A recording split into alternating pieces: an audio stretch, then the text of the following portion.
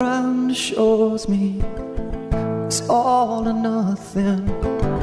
I am not worried, I am not overly concerned. My friend implores me for one time only, make an exception. I am not worried. Wrap her up in a package of lies, send her off to a coconut island. I am not worried, I am not overly concerned. But the status of my emotions, oh, she says you're changing, but we're always changing. It does not bother me to say this isn't love, 'cause if you don't wanna talk about it, then it isn't love. And I'm gonna have to live with that, but I'm sure there's something in a shade of gray, or something in between. And I could always change my name if that's what you mean.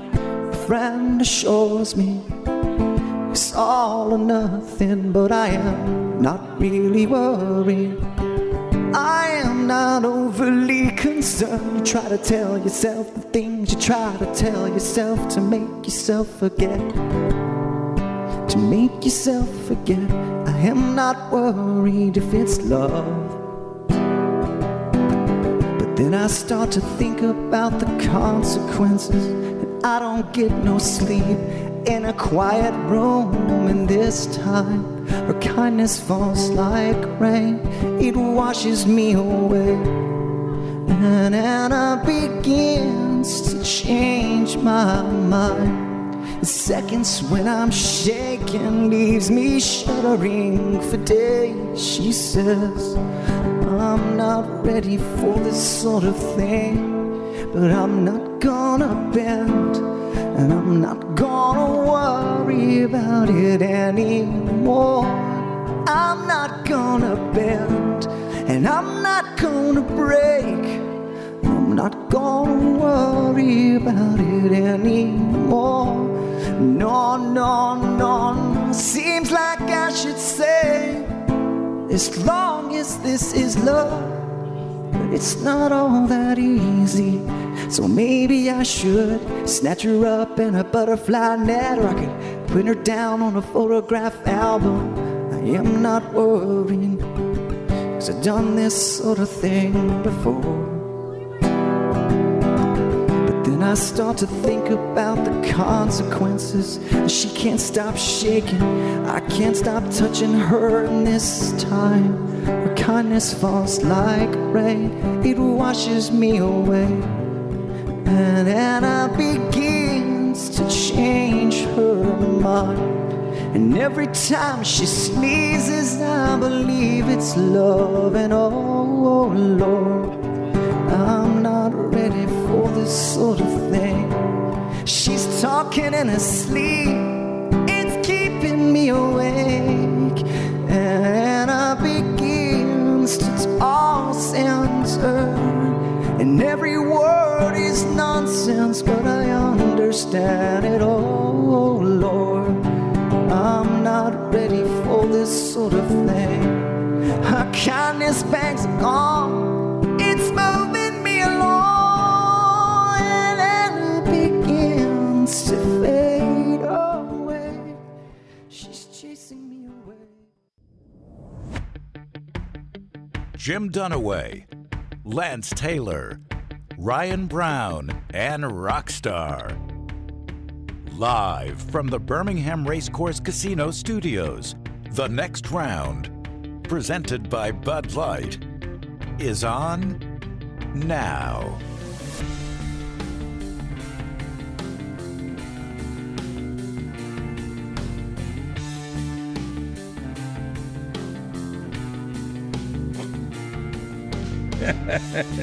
Lance had to wake me up. It's time for the show. Well, there's breaking news at Auburn, and I was returning a text.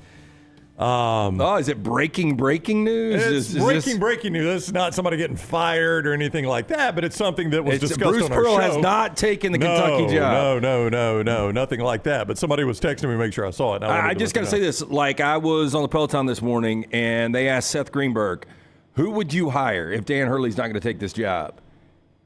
And he had one coach he went with. Bruce Pearl? He went Bruce Pearl. Interesting.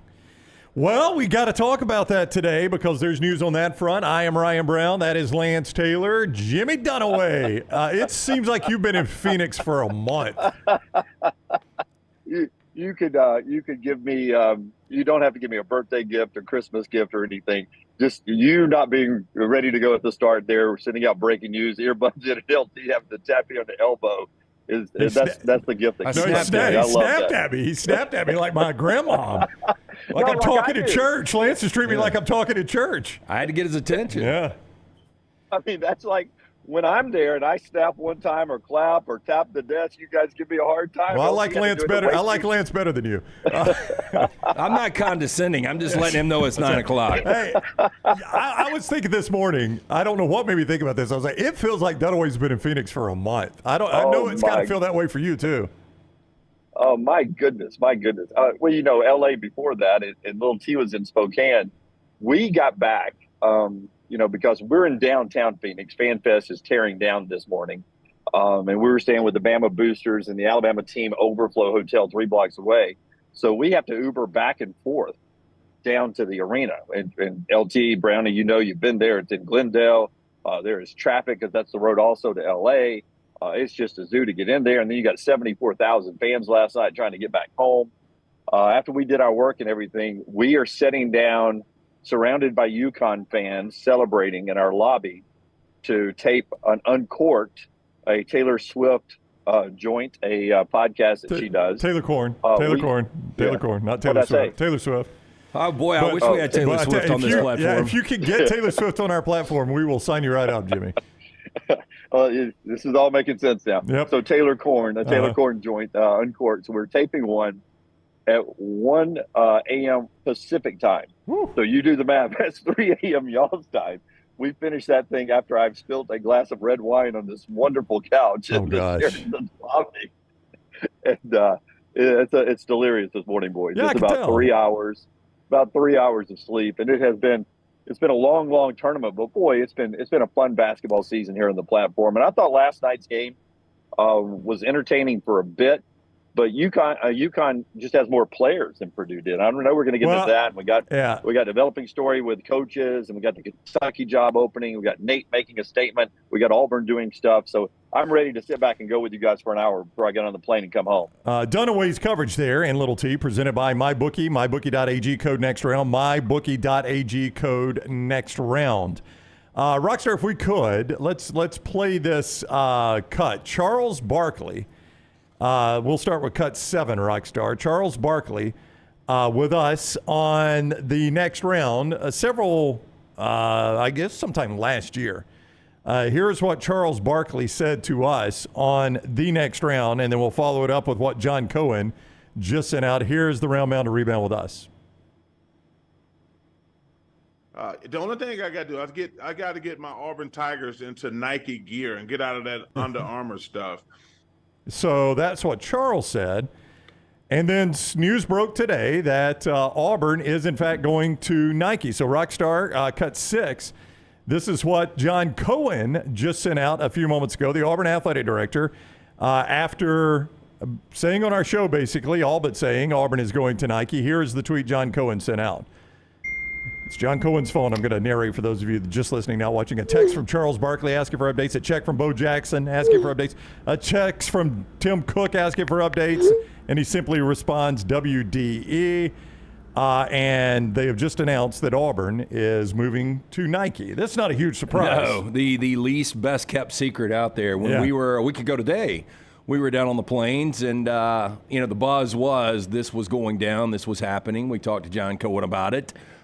He didn't come out and say Nike, but I think everybody behind the scenes knew exactly what was in the works. Yep. So Dunaway, and we'll come back to this. I'm just trying to hit the news at the top of the show here. It is a big deal for Auburn to go to Nike. All the Auburn fans wanted this. They were done with Under Armour. Yeah, 100%. So I was retweeting your stuff before the show started, and I believe Jason Cardwell was one of the people that was reporting that before the release this morning.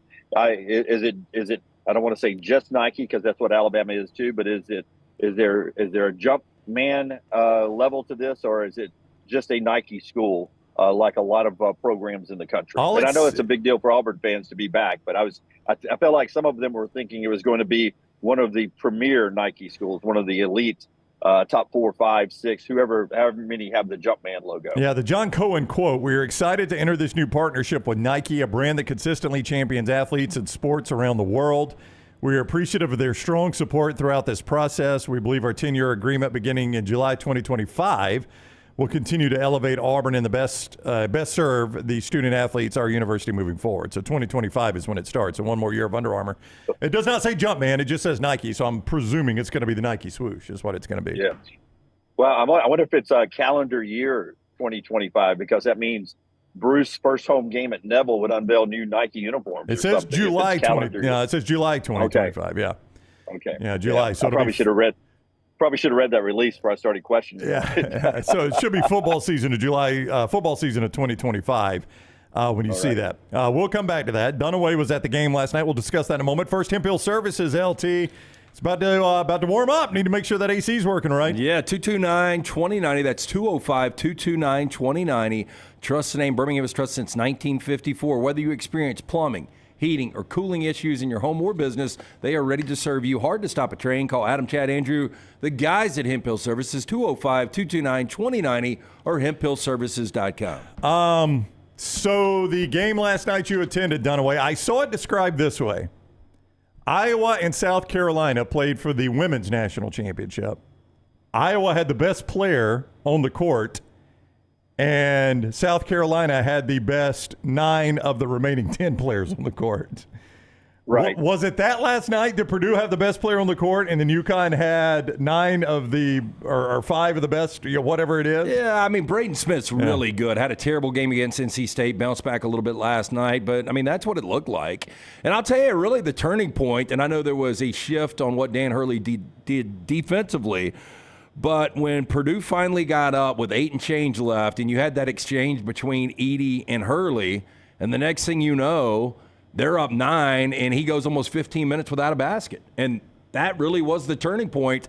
And we're also talking about the second-best three-point shooting team in all of basketball. They hit 1 3 last night, only attempted 1 in the first half or 2 in the first half, and 7 for the game. They got completely taken out of their game. Yeah, I think, Danny Hurley, one of the better coaches, maybe the best coach in college basketball right now, schematically. Not just in winning national championships. And he did that to Alabama late in the second half, running them off the three-point line and then having the rim protector. I mean, nobody makes Alabama shoot 5 to 7 footers, and that's all Alabama had in the final 12 minutes the other night. And then they were able to bracket Edey at times, make it rough on him. He still scored, 37 points? I think I had 35 and 10, right? 37 and 10. 37 and 10, excuse me. 37 and 10, yeah. But there was no contest. The other guys on the floor for Yukon, so much more athletic. And the people that would come in, I mean, I think Edey only set 27 seconds in the first half. Klingman would take a break. And then, here comes another guy who were athletic enough to even, to at least contain Edey or keep them, at their slow, methodical, syrupy pace that played right into Yukon's hand. I thought Yukon was absolutely the best team in the country this year. Their 3 losses, all on the road. Rarely do I think, LT, we get the best team in the country that wins the national championship. I think it happened this year. Yukon at a different level than everyone else. Yeah, I mean, look, I guess I was playing the do factor. This is a team now that has covered 12 consecutive tournament games, which is amazing, including last night another double-digit win. But this is, I don't want to call them one of the greatest teams, but one of the best defensive teams we've ever seen. I don't think there's any doubt about it. And what they did to Purdue last night, when you can give Edey 37 and you still hold them to 60 points, the last time they scored 60 or less was against Fairleigh Dickinson last year in the first-round loss when they scored 58. Purdue was just completely out of their game plan. Everybody was standing around watching Edey, and Edey was good, the first 12-plus minutes. He ends up 15 to 25. Everybody else 9 of 29 from the field. That was a double-digit game at the 13-minute mark, and it just, once it reached double digits, it was inevitable. I don't know how it felt in the arena, but I can tell you how it felt watching on TBS. When it hit double digits, it was over. Even at the 13-minute mark, there was not one piece of me that thought Purdue could come back and win that game.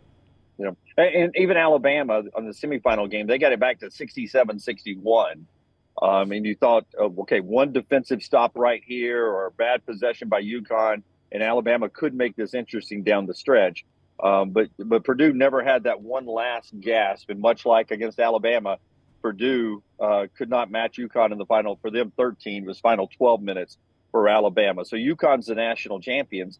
And then, you have all the questions about the Kentucky job. Hurley gets asked the question. It was a big talking point everywhere out here at the Final Four yesterday with that Kentucky job being open. It was just a crazy 2 days of basketball, college basketball, here at the epicenter of it all in Phoenix. Well, 2 points on Hurley, and I'm looking at it right now. When he was asked about Kentucky, quote, "I don't think that's a concern." Well, it is if you end up taking the job. I don't know if I've ever heard an answer like that. That's so open-ended, and you can, I guess you can kind of translate any direction you want to. But I'll say this. So Yukon last year wins their 6 tournament games by a margin of 20 points per game. This year, their 6 wins by 23.3 points per game. If you ask Dan Hurley, his toughest opponent this year in this tournament, he would say Alabama.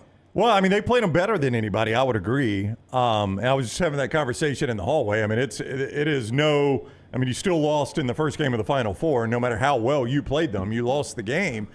But I watched that game last night, and I'm like, Alabama gave them a better game. I mean, it's kind of hard to argue. They did not have a Zach Edey. Alabama did not, but it didn't really matter. They played them a better game. None of that really matters. I think it just shows you how dominant Yukon is.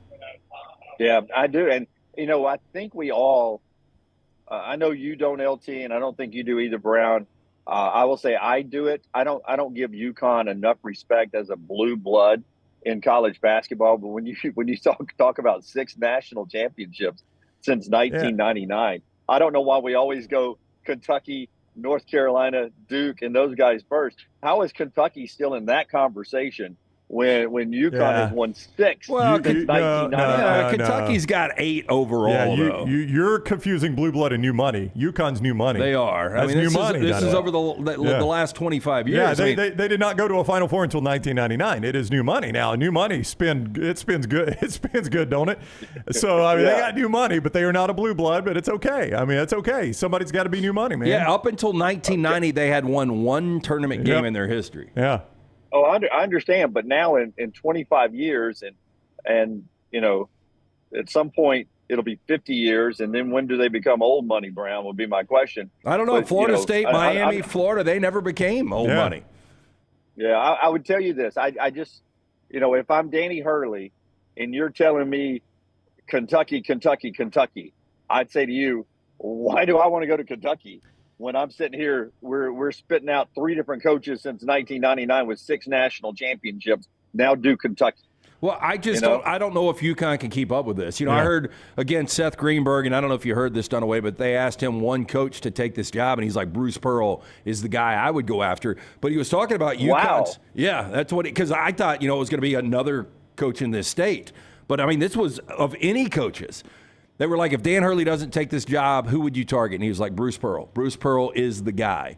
Now, I still find it hard to believe that Bruce, at his age and what Auburn did for him and his family, that he would take off and leave, but we shall see. Yeah, the biggest problem with UConn is they're not in a football conference. If UConn were in a football conference, it might be the best job in America. Well, Greenberg said, and that was going to be my point, that their practice facility and their other facilities are just as nice as Kentucky. I find that hard to believe. That may be the case. I mean, it's easier to build facilities. I just wonder where their NIL is, and that's what it's become anymore in college athletics. And it is hard for me to believe that UConn could keep up NIL-wise with Kentucky. I mean, now they may have a massive booster I'm unaware of. They probably do. But I would imagine if Dan Hurley, if Mitch Barnhart picked up the phone today and said, Dan, what do you need?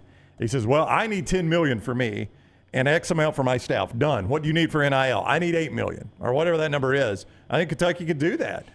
I don't know that UConn can, Jim.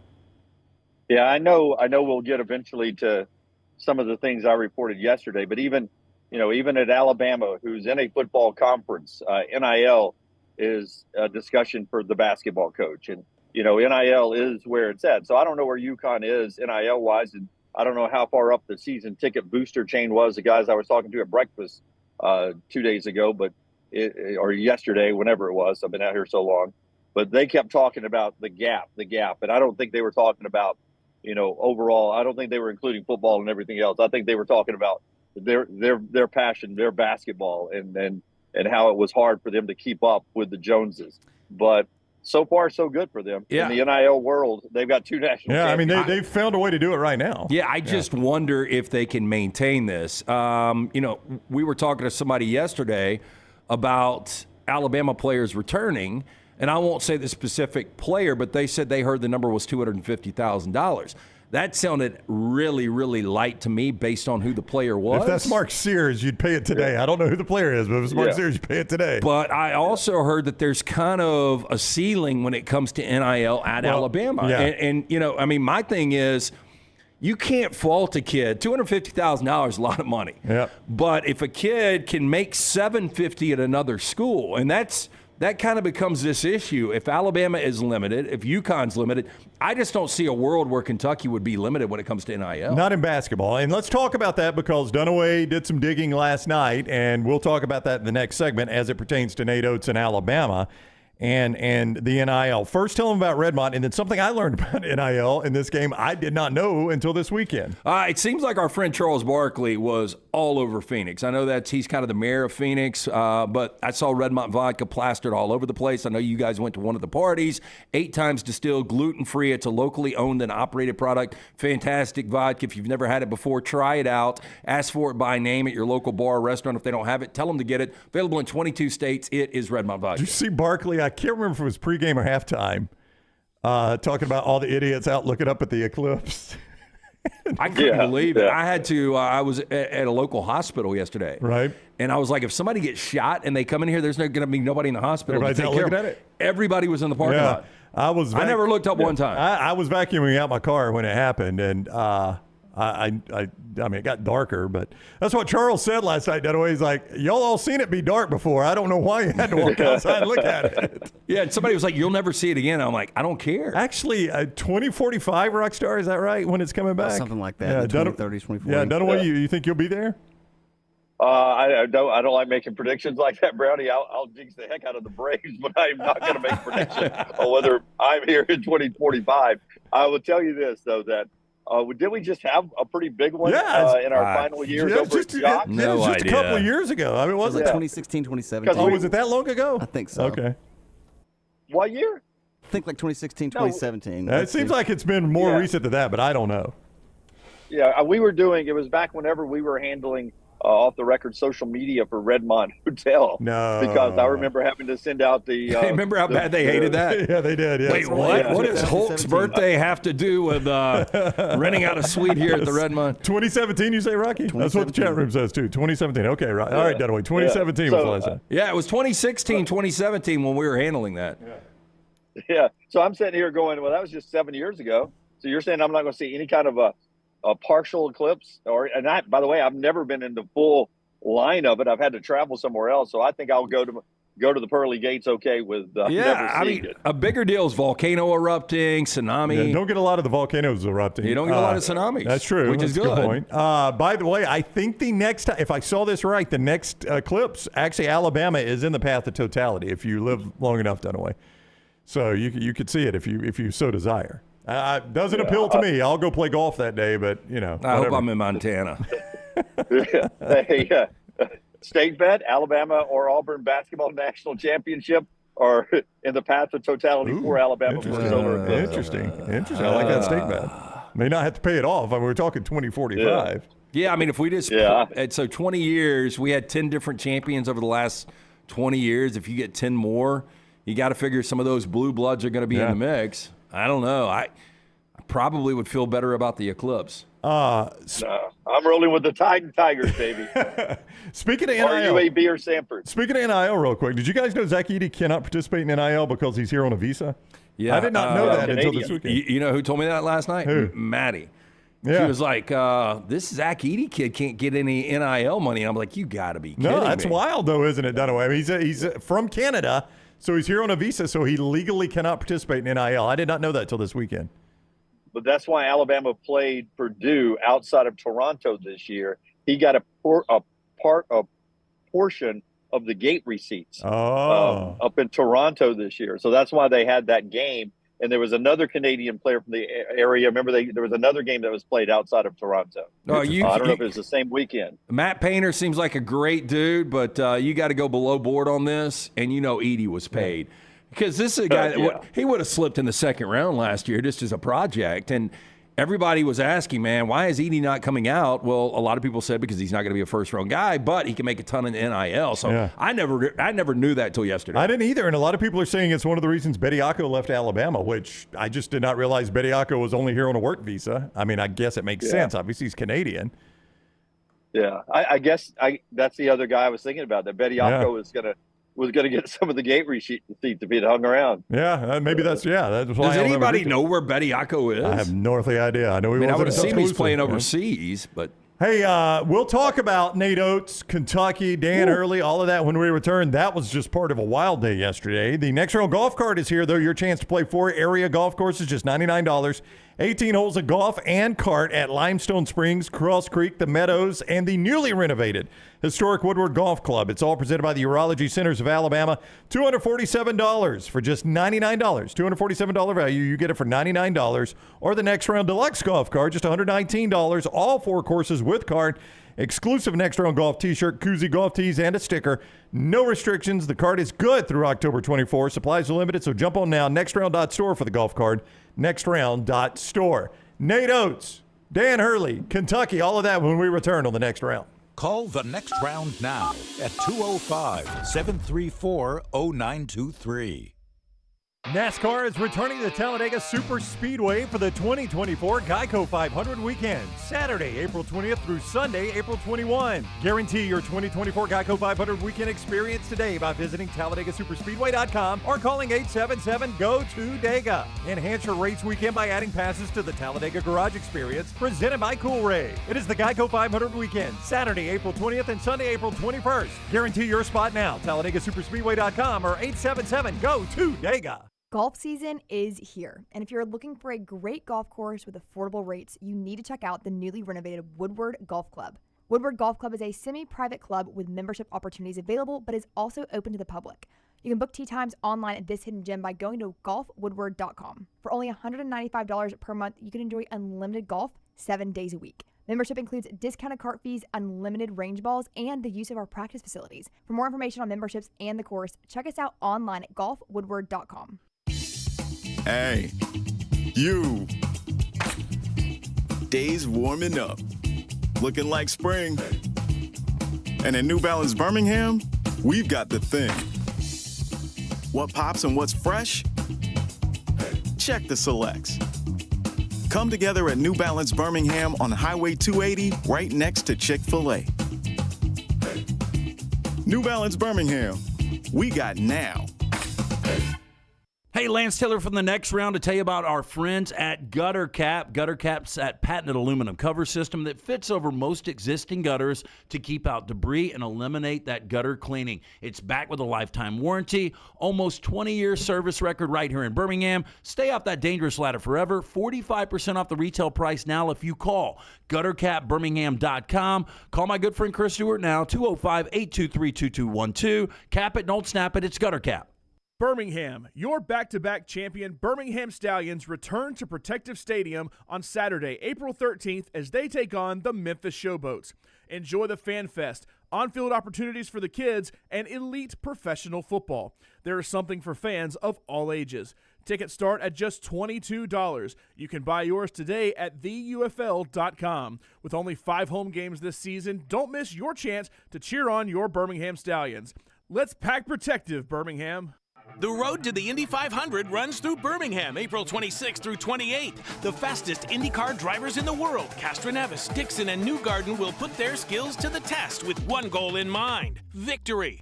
Witness country music superstar Riley Green as Grand Marshal give the most iconic command in racing. Start your engine! Medical Properties Trust presents the Children's of Alabama Indy Grand Prix powered by Amherst at the Barber Motorsports Park. Tickets are selling fast. Get yours now.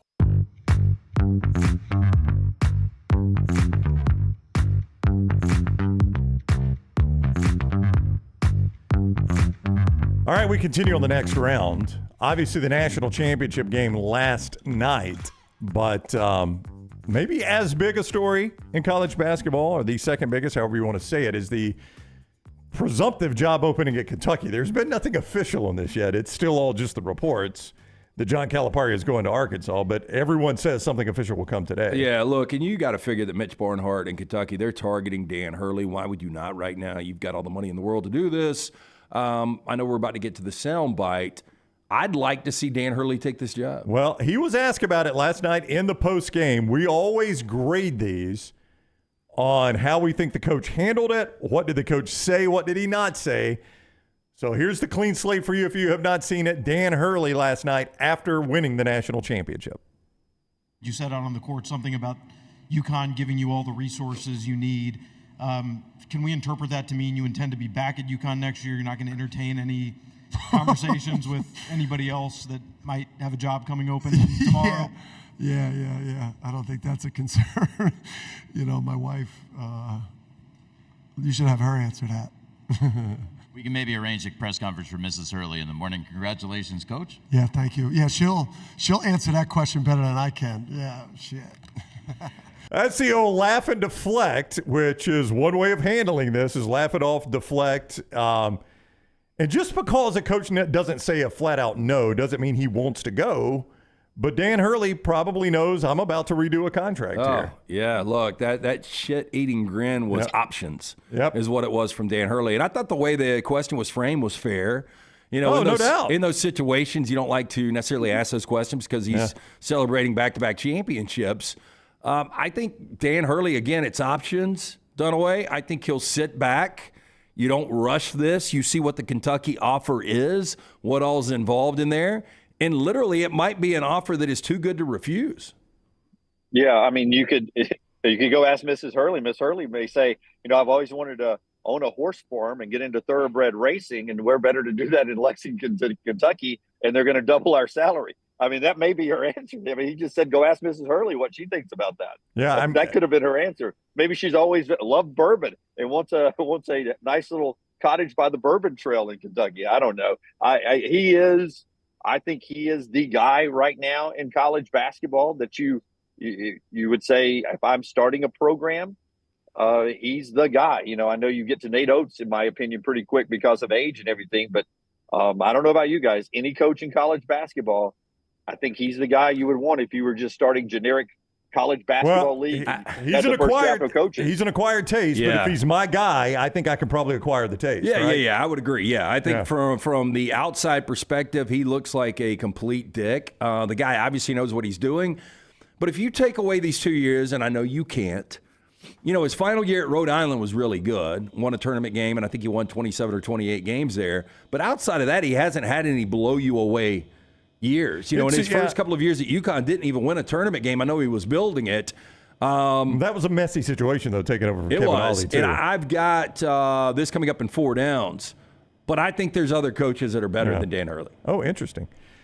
It is interesting. So Dan Hurley laughs and deflects, leaves it open. And again, when I say a guy leaves a job open like that, or the speculation open, it's not always because they want to take the job.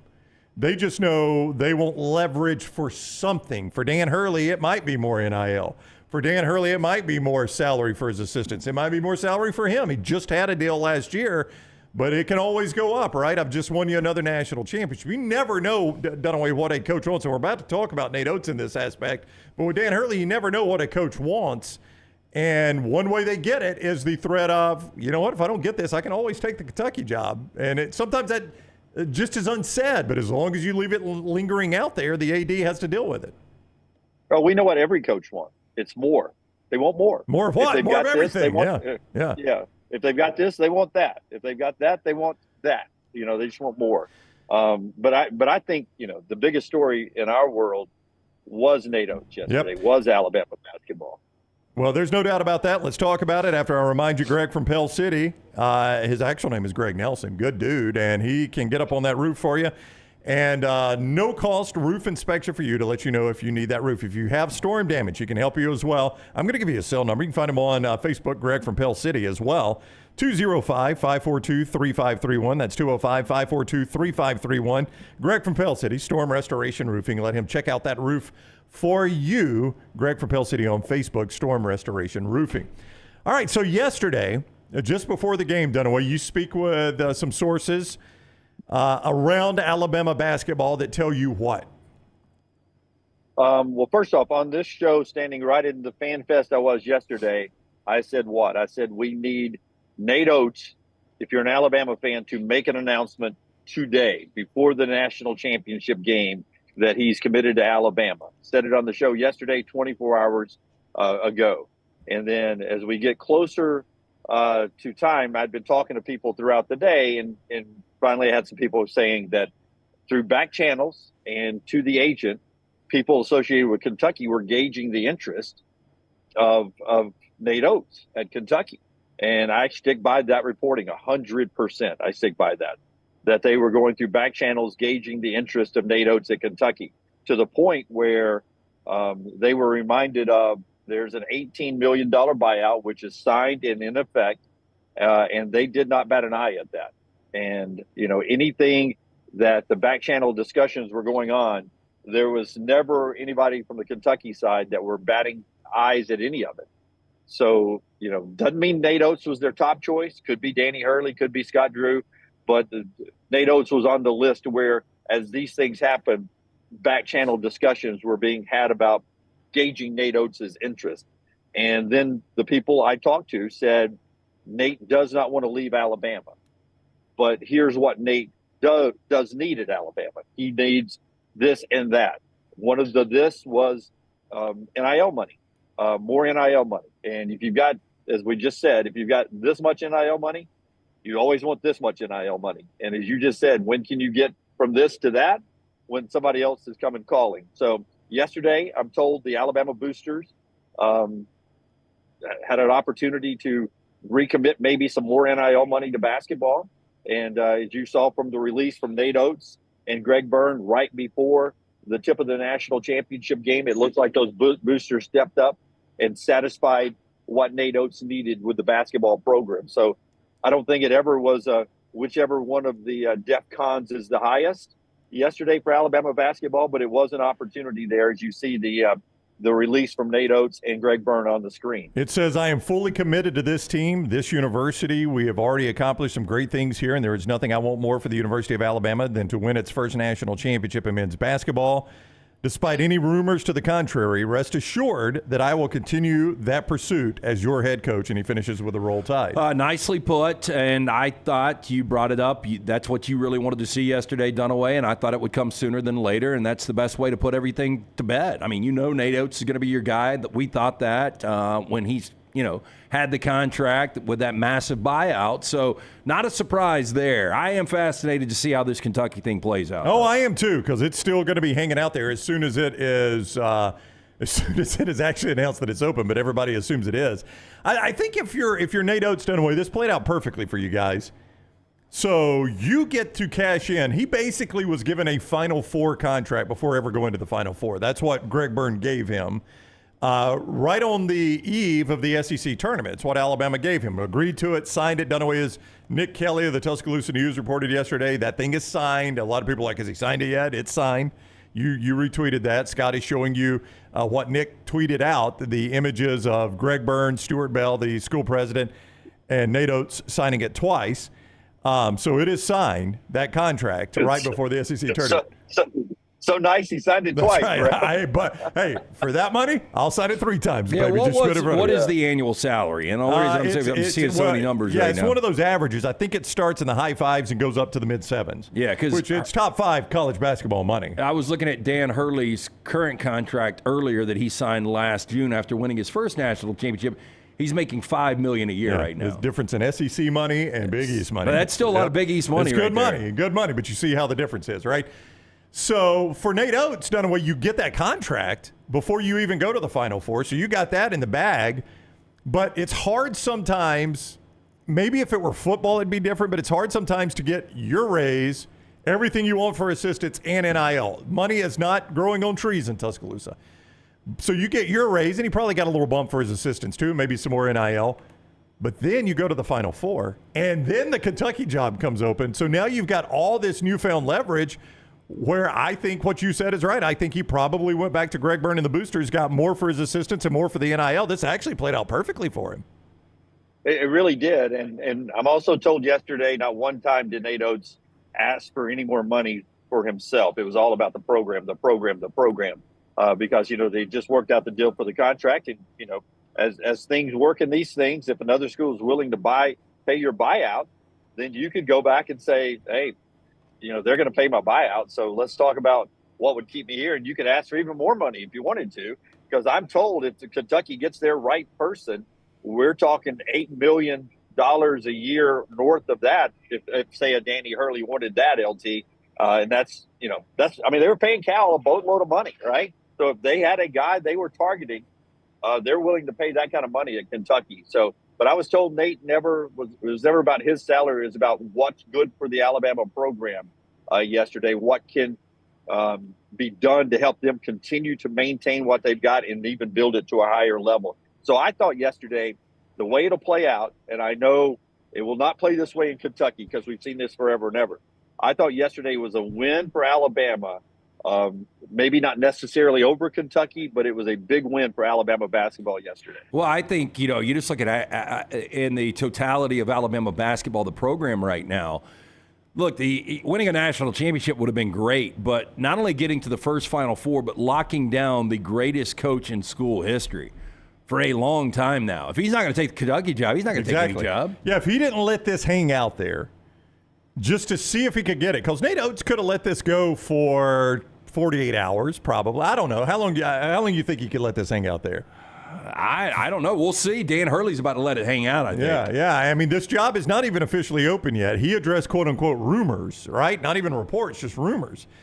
I mean, if this job comes open, Oats could have let it hang out there long enough, Dunaway, just to see how really interested Kentucky was and chose not to do that, which I think if I'm an Alabama fan, this is a guy that in back-to-back contracts has agreed to a massive buyout for somebody to hire him away and has not really allowed that Kentucky job to simmer at all. I feel pretty good about his commitment to the program if I'm an Alabama fan.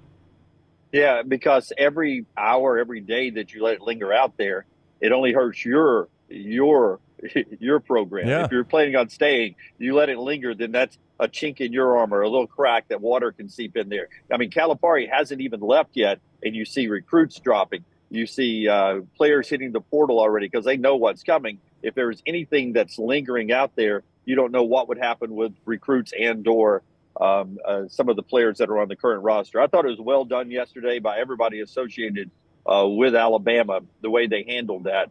And then we'll see what happens to this Kentucky job. You guys say, if not Kentucky. And I think Kentucky, was a big lure for anybody. And they probably had to sit there and think, man, this is Kentucky. It's Kentucky. It is. The one that will always scare me just because of where he's from is Michigan State whenever that opens up. That's the one I think, not Michigan was open this year. He signs a new contract at Alabama. Louisville was open. But I think there is something about that Michigan State program. Not saying he would ever take that, but I do think that is the one that when Izzo calls it quits, which is sooner than later, that one may be a twinkle in Nate Oats' eyes that you have to worry about. But guys, you went through this with Nick Saban very early in his time in Tuscaloosa, right? What was it, 2012? National championship went over Notre Dame. Everyone started talking about Texas. And we find out that ended up being very real, that Texas was in play there. Texas wanted him. If you got one of the top 5 coaches or top 10, wherever you rank Nate Oats, forever his name is going to pop up on lists forever. So just get used to it and hope that Alabama continues to make the commitment to keep him in Tuscaloosa like they did yesterday. Yeah, I mean, Billy Donovan's name continues to pop up, and he hadn't coached at the college ranks in 15 years. Yeah, and I think he's openly talked about how hard it was, and he's never dealt with NIL or the transfer portal or anything. That's the whole thing. Well, let's get to it in the next segment because I want to bring up Bruce Pearl as well, because let's talk about what Bruce Pearl can parlay into this. I've got an idea here. If Seth Greenberg and people are going to start throwing his name out, don't think Bruce is not going to take advantage of it and try to get more like any other coach would. Hemp Hill is going to bring you the lock later today. Hemp Hill Services also make sure you're geared up for that hot weather. Yeah, trusted name Birmingham's trusted in 1954 for all of your plumbing, heating, and cooling need. 205-229-2090. Adam, Chad, Andrew, the guys there. Make sure you tell them the next round sent you. Hard to stop a train. Whether you experience plumbing, heating, or cooling issues in your home or business, they are ready to serve you. 205-229-2090 or hemphillservices.com. When we return, some of the strangest video from John Calipari. I mean, this was it was bizarre yesterday. What a weird day this was. Creepy, Dunaway calls it. We'll discuss that next on the next round. Follow John Lunsford on Twitter @JLuntz. Things fall apart. There's even a book about it, but that doesn't mean you have to break the bank to fix them. Ryan Brown here for the next round. Our friends at Mortgage Right have a new renovation option that will make repairs and other home improvements easy. If you've recently purchased a home and find yourself short on cash, or you're looking to buy a fixer-upper, Mortgage Right's renovation loan program can help you spruce up your space. Repairs can be made to your roof, plumbing, flooring, and more with the help of top-notch mortgage professionals. So get your fix by visiting mortgageright.com/TNR. And MLS 2239, Equal Housing Lender. The road to the Indy 500 runs through Birmingham, April 26th through 28th. The fastest IndyCar drivers in the world, Castroneves, Dixon, and Newgarden, will put their skills to the test with one goal in mind: victory. Witness country music superstar Riley Green as Grand Marshal give the most iconic command in racing. Start your engine! Medical Properties Trust presents the Children's of Alabama Indy Grand Prix powered by AmFirst at the Barber Motorsports Park. Tickets are selling fast. Get yours now. The next round golf card is here. It's your chance to play 4 area golf courses for just $99. Get 18 holes plus a cart at Limestone Springs, Cross Creek, The Meadows, and the newly renovated Woodward Golf Club, presented by the Urology Centers of Alabama. That's a value of $247 for just $99. Or get the next round deluxe golf card for $119. That gets you all 4 courses with cart, plus an exclusive next round golf t-shirt, koozie, golf tees, and a sticker. There are no restrictions. The card is good through October of 2024. Supplies are limited, so get your golf card now at nextround.store. NASCAR is returning to Talladega Super Speedway for the 2024 Geico 500 weekend, Saturday, April 20th through Sunday, April 21. Guarantee your 2024 Geico 500 weekend experience today by visiting TalladagaSuperspeedway.com or calling 877-GO-TO-DEGA. Enhance your race weekend by adding passes to the Talladega Garage Experience, presented by Coolray. It is the Geico 500 weekend, Saturday, April 20th and Sunday, April 21st. Guarantee your spot now, TalladagaSuperspeedway.com or 877-GO-TO-DEGA. It's that time of year. Hoops, hops, and wings with our friends at Walk-Ons.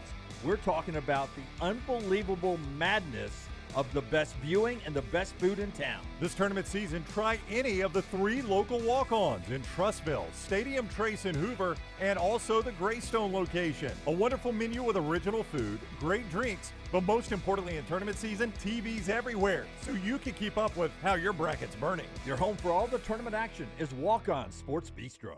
You have all heard of Red Wing Shoes, but what is Red Wing Shoes? It's the place where men buy boots, plain and simple. Who are Red Wing's customers? They are construction workers, warehouse employees, college students, the guy that fixes your AC, the guy at the end of the bar, the IT guy. Red Wing is a father, Red Wing is a son, Red Wing is a cult following shared by all men. A classic, comfortable pair of cool boots with a story to tell. What's your Red Wing story? Red Wing Shoe Stores, located in Pelham and Trussville.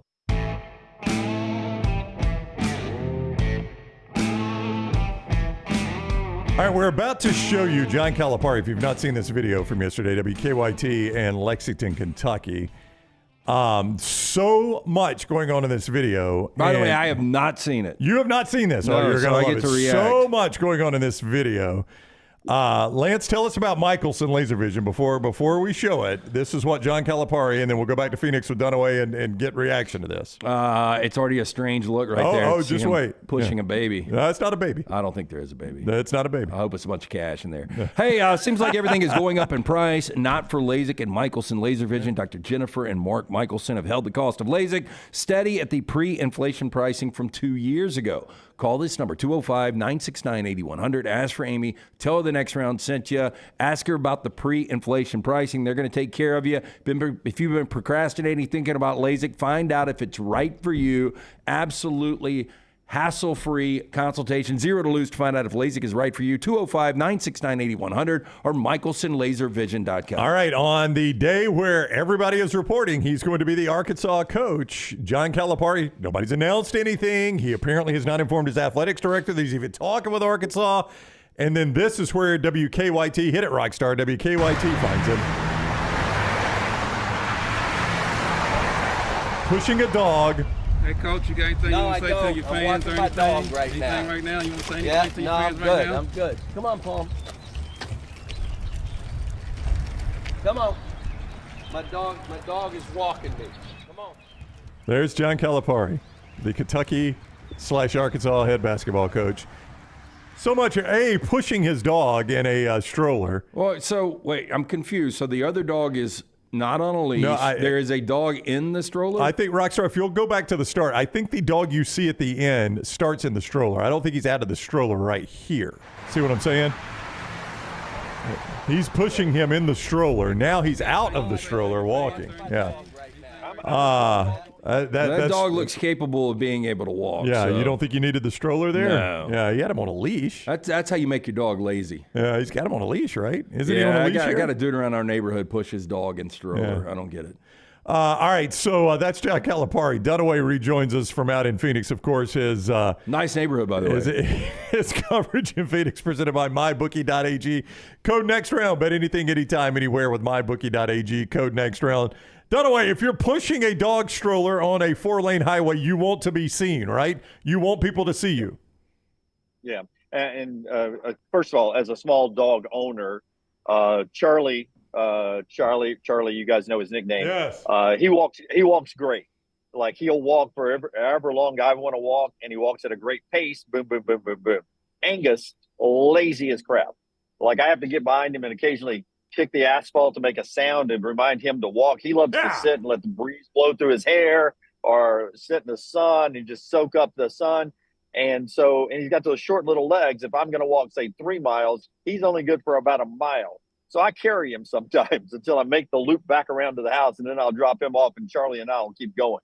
So that's what the stroller's for. But I'll never be a stroller guy with my little dogs because it's creepy as crap. Because imagine walking by, looking in, expecting to see a baby, and you see a little dog. It's bad. But I just think you make the dog walk. Like, I can't believe you carry the dog. You ought to drag its ass until it starts walking. He wants to be seen. No.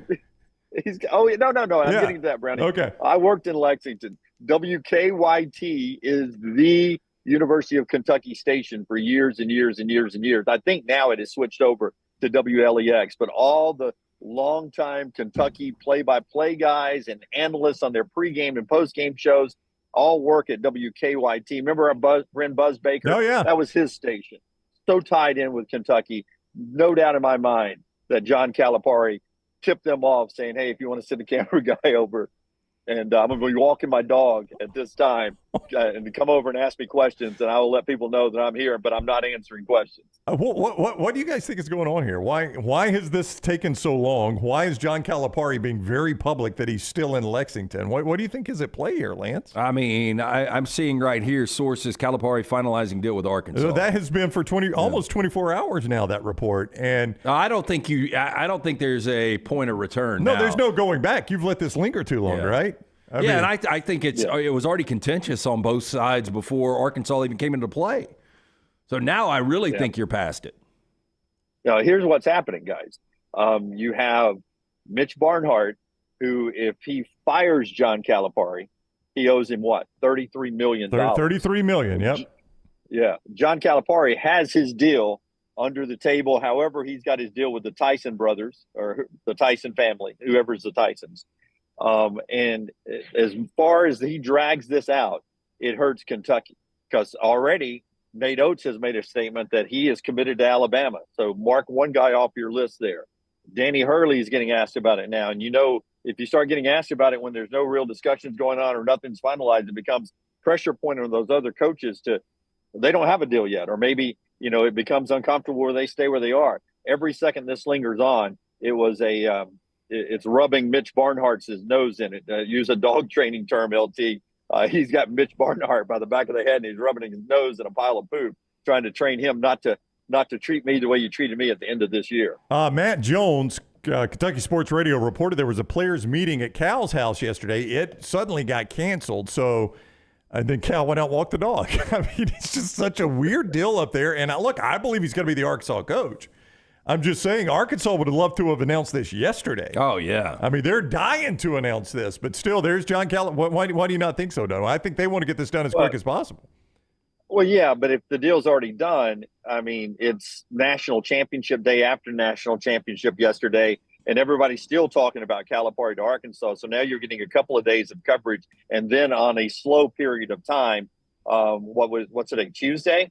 So yeah. Wednesday, day before the Masters, tomorrow you have the news conference, and you just about lead Sports Center and all the major publications. It'll be you and the Masters. Well, so I think it's timing out good for Arkansas if they have an introductory woo, hog, suey tomorrow in Fayetteville. Can you wait to see John Calipari do that? I cannot. You know how awkward it was when we saw Bob Petrino doing it in the middle of the night. Yeah, that would almost be part. Look, I'm not going to do it right now. Yeah, I'll win you a championship, but I am not calling those odds. Let me ease into this. Yeah. So Lance has mentioned Bruce Pearl's name. Nate Oats' name was mentioned. Nate Oats distanced himself from it. Bruce Pearl mentioned by some ESPN people today. More on that in a moment. NASCAR is coming back to the Talladega Superspeedway. 877-GO-TO-DEGA. 877-GO-TO-DEGA. TalladagaSuperspeedway.com to be part of the Geico 500 weekend. It is coming up April 19th through the 21st there at Talladega. You can enhance your experience with the Garage Experience presented by Cool Ray. It's a great way to watch the race. Big Bill's is a phenomenal place on race day. I've been in there on race day. It's great. Camping is still available there at Talladega, but you got to get signed up at TalladagaSuperspeedway.com. All that information, get tickets, reserve your spot, TalladagaSuperspeedway.com. That is TalladagaSuperspeedway.com or 877-GO-TO-DEGA to be part of the Geico 500 weekend. So you mentioned Seth Greenberg says Bruce Pearl. I've been asked about Bruce Pearl. I don't think Bruce Pearl would be the coach of Kentucky, but we talk about with Nate Oats, you let it fester enough to get what you want out of it. Dan Hurley may do the same thing. Could you see if you're Bruce Pearl, building probably more for your assistants the way Nate Oats I think did, more for NIL, but Bruce Pearl's got a son on that staff. He's got a son on the staff. I think Auburn fans would be really comfortable if Bruce was like, today, shutting it down and Steven's taking the program over.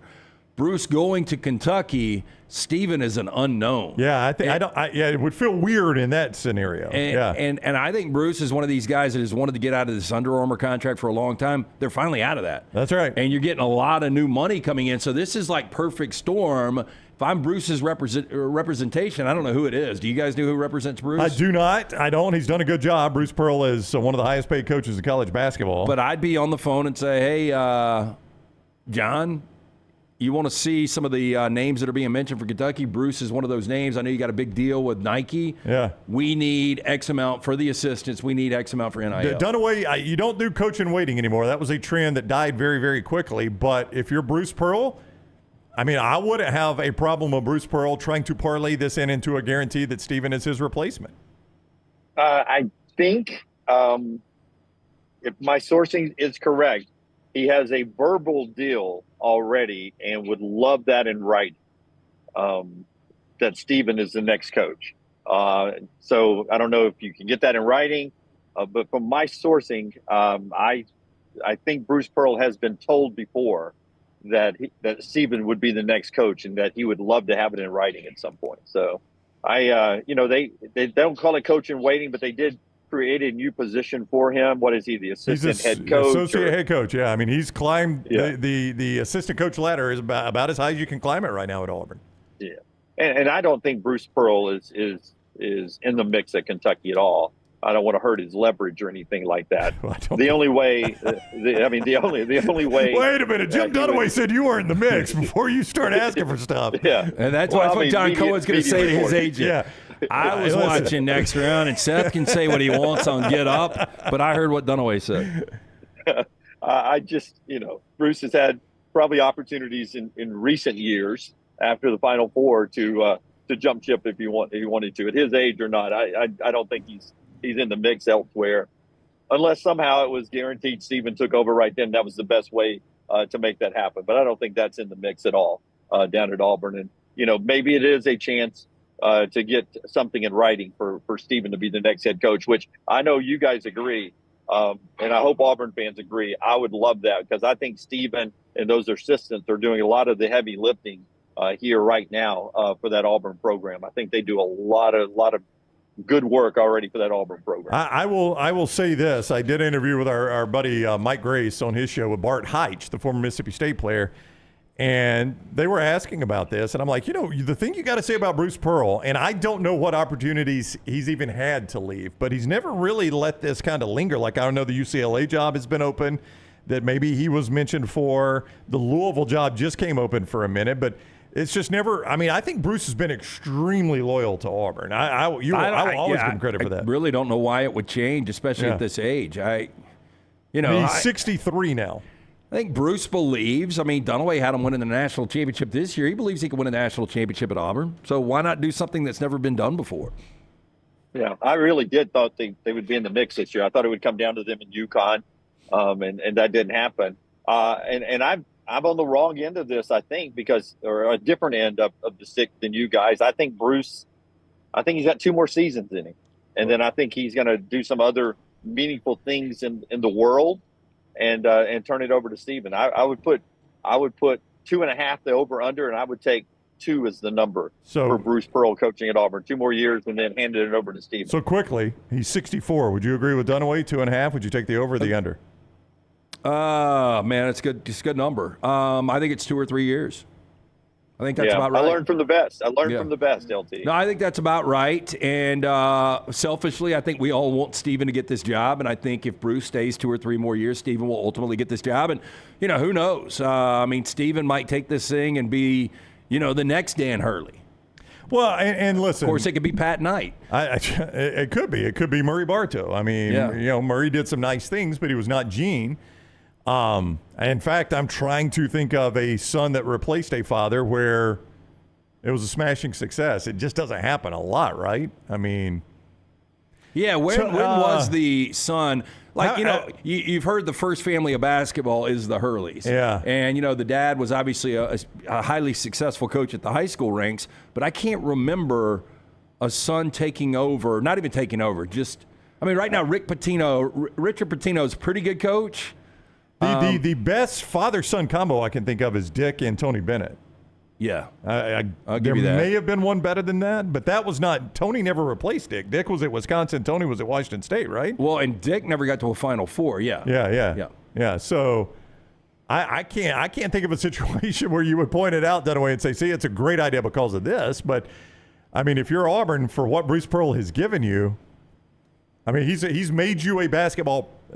Auburn's still a football school, I get it, but he's made your basketball program a national program. Nobody's ever been able to do that in the history of the program. And I'm with you, Dunaway. I don't think there's any way he takes this job. But if he was to take this job, do you think Auburn fans would be bitter towards Bruce? I don't think he can be.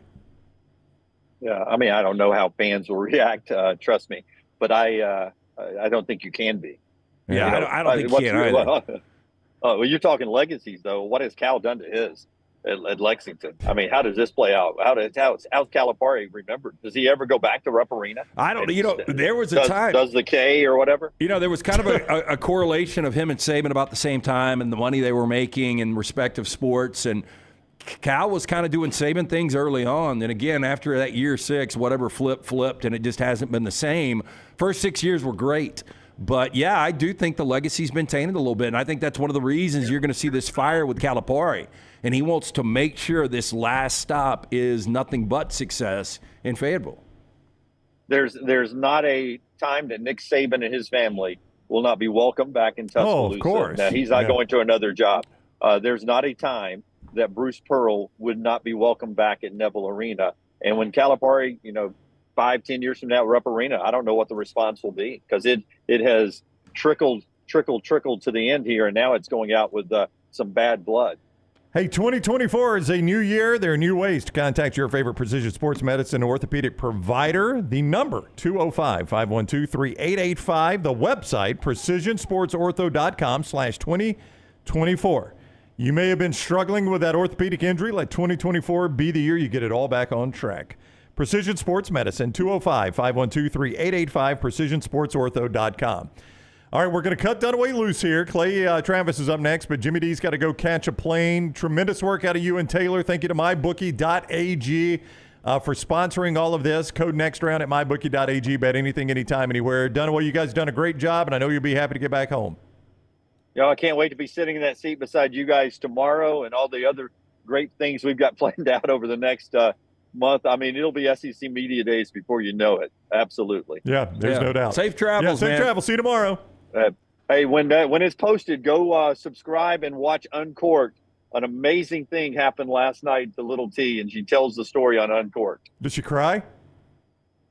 Yeah. You got to. I'm not going to spoil it. Just okay. That's a teaser for Uncorked. Wow, I have no clue. No clue. All right. I wasn't up till 3 a.m. Trust me, I was sound asleep at that point. All right, safe travels, Jimmy. See you tomorrow. Dunaway's coverage with Little T presented by mybookie.ag. Code next round. Clay is next on the next round. Follow the next round on Twitter, Instagram, and Facebook at Next Round Live. This hour of The Next Round is presented by the Birmingham Racecourse Casino, now featuring 7 days of giveaways with your chance to win a share of up to $125,000. The more you visit the Birmingham Racecourse Casino, the more chances you have to win. Spring weather is here, and our friends at Hemp Hill Services are offering a $69 HVAC tune-up plus 10% off any service call when you mention the next round. Call Adam, Chad, and the guys at Hemp Hill Services. Make sure your HVAC unit is ready to keep up with the changing weather. Hemp Hill Services, locally owned and operated independent train dealer. The team can service all makes and models. For all of your plumbing, heating, and cooling needs, call Hemp Hill Services. It's hard to stop a train. 205-229-2090 or hemphillservices.com. That's 205-229-2090, hemphillservices.com. Let's face it, a home is one of the most powerful assets you can have, and our friends at Mortgage Right want to help you build wealth through home ownership. Mortgage Right is all about providing competitive rates, a variety of loan products, and a multitude of resources for a seamless home buying experience. They treat their borrowers like family and are always looking to bring more happy homeowners under their roof. See more by visiting mortgageright.com/TNR today and start living. That's mortgageright.com/TNR. NMLS 2239, equal housing lender. Golf season is here, and if you're looking for a great golf course with affordable rates, you need to check out the newly renovated Woodward Golf Club. Woodward Golf Club is a semi-private club with membership opportunities available, but is also open to the public.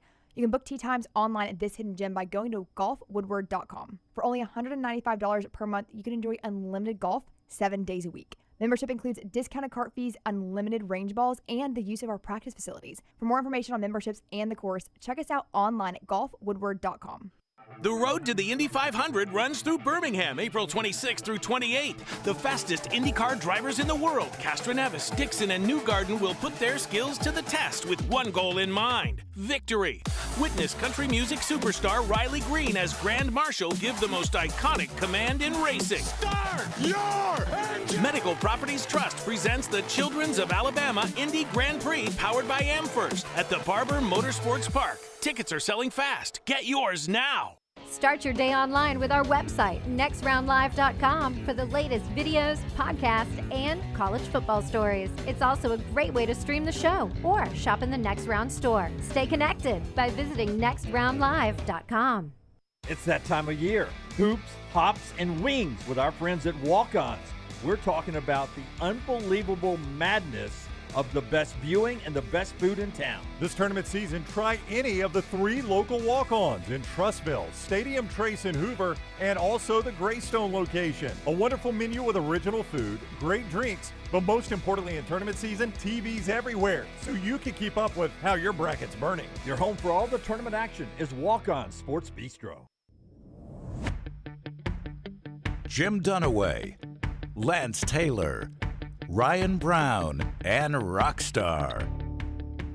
Live from the Birmingham Racecourse Casino Studios, the next round, presented by Bud Light, is on now. I am about to give you, and these may not be the first odds, but the earliest odds I have seen to win a national championship in basketball next year. You might find interesting. We'll ask Lance to find us some value here. Clay is coming up in just a few moments. Don't forget, NASCAR is coming back to Talladega Superspeedway, 877-GO-TO-DEGA, 877-GO-TO-DEGA, TalladagaSuperspeedway.com to reserve your spot for the Geico 500 weekend, April 19th through 21st, right there at Talladega Superspeedway. Enhance your experience with the Garage Experience presented by Cool Ray. Reserve your spot in the infield, in the camping areas, and get your spot in the stands as well. 877-GO-TO-DEGA, TalladagaSuperspeedway.com. You know, one thing that we really never talked about was the bracket challenge. I know the challenges weren't too severe this year, right? But we just really haven't talked about it. But I got a call from Layton last night, and she's like, if Yukon wins tonight, I beat all of you guys. And I'm like, are you kidding? So I'm looking at it right now. She did really well. Did she? I've got the actual winners she here. She did beat us all. The dude that won the CMF 4989, 89 total points. That's insane. Yeah. Chad Fountain is his name. And he won it with 89 total points. So Lunsford will be in touch with Chad. Morgan Anthony, is this Jimmy's daughter? I couldn't tell you. I have no idea. Came in second. I talked to Sterling this morning, and we had like a push. We had anyway. Everybody's going to be taken care of. Yeah. So you'll be in. They'll be in touch with you. Everybody that is in there. I mean, we've got the top 10 here. So congratulations! Congrats. You did not lose the bracket challenge. Did not. Jimmy Dunaway did. He's got to go make a 3-pointer in 5 Division I gyms. I still don't know how that's going to happen. I was talking to somebody about that the other day. On the plan, I tell you, a good plan for him is start in Bowling Green, Kentucky. I know it's a haul, but you hit Western Kentucky. You just come down the interstate a little bit to Nashville, where you get Lipscomb, Belmont, Vandy, and then head out of town and get Middle Tennessee. I don't know if you realize this, but Dunaway does know some people in state. I don't think he knows anybody out there. That's not supposed to matter. Yeah, but if he gets to a place and it's not open. Yeah, that sucks for him. Oh, I think it's going to be a train wreck logistically, how he gets this thing, if he ever executes it. I don't know if he will. Well, I mean, we'll see. This might be your Uber. He's got to try until he gets it done. Those are the rules. So those odds coming up in just a moment to win next year's national championship in basketball. If you're an Alabama fan, I'll go ahead and tease you. You probably want to hear these. Clay Travis joins us next, founder of Outkick, at Clay Travis on Twitter. He's with us on the JohnstonRVCenter.com hotline. What is up, Clay? How are you? I'm doing great. How are y'all? I'm doing fantastic. Thanks a lot. As you might imagine, in this state with the two coaches that reside here, this Kentucky opening has been discussed a lot. Nate Oats distanced himself from it last night, addressing rumors saying he will stay at Alabama. If you're Kentucky, what do you do? Give me your wish list. If you're Mitch Barnhart in Kentucky, how do you handle this? Well, I would reach out to Hurley and Jay Wright. I think they will probably both say no. But I think that is a legitimate, bona fide couple of guys to target. If they both say no, and it sounds like Nate Oats has said no, or, they went ahead and preempted it, depending on how exactly you want to classify it, I would go after my next cadre would be Billy Donovan and Bruce Pearl, and I would look at Rick Pitino, honestly, and that would be my next cadre of people that I would consider. I think Bruce Pearl would kill it at Kentucky. I think he'd win a national championship. I think he would have won a national championship, but for the barbecue ridiculousness at Tennessee, I think most people probably would agree with that, seeing what, Rick Barnes has been capable of at Tennessee, and remembering that Bruce Pearl had Tennessee #1 in the country and really rolling. And so I would go hire Bruce Pearl. I think he would fit what that fan base wants. I think he would thrive on the energy there. I don't know any of the particulars of contracts, right? So I'm not speaking to what buyouts are or any of those terms, just pure wins and losses. I'm not sure Bruce Pearl would go. I think you probably could get him. I know he loves Auburn and thinks he can win a national championship there. But Kentucky's a top 5 job, and frankly, neither Auburn nor Alabama are. I think Nate Oats feels like he's got things rolling pretty well there, and he's young, and maybe he still has options in the future to go elsewhere. But to me, I would go Bruce Pearl. I think Billy Donovan is not a bad choice. I question how he would do in the NIL era. We know he's a great coach, X's and O's wise. And I know there's a lot of talk about Scott Drew. I like Scott Drew. I think he's an incredibly nice guy, good dude.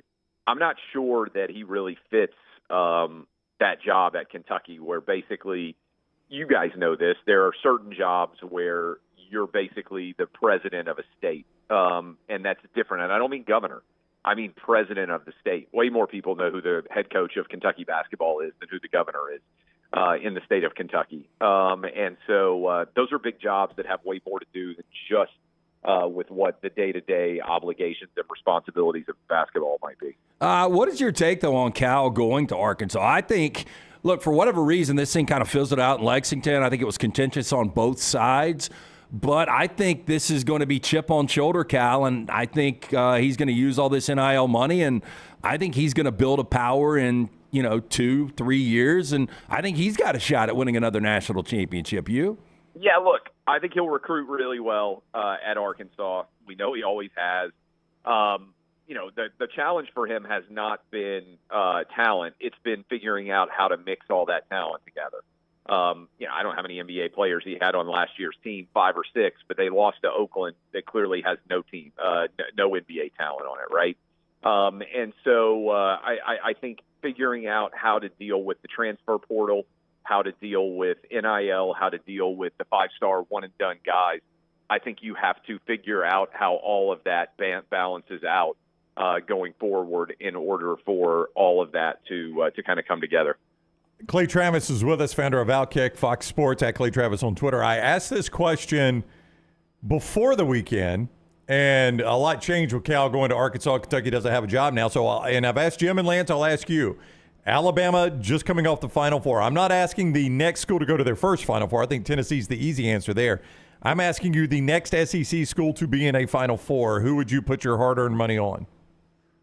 I think it's hard to say right now with where the transfer portal is because we don't know, right? If we'd been having this conversation last year at this time and I told you that there was some guy from northern Colorado named Dalton Connect who was going to be, the second best player in college basketball this year, SEC Player of the Year, first team all AP top 5.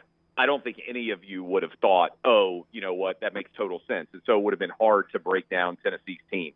I would say, looking at things right now, I think you have to take Kentucky off the chart because we have no idea who's going to come back. And obviously, even with Bruce Pearl, we'll see whether he gets contacted by Kentucky. But I think Tennessee, Alabama, and Auburn are going to be the 3 best teams in the SEC next year again.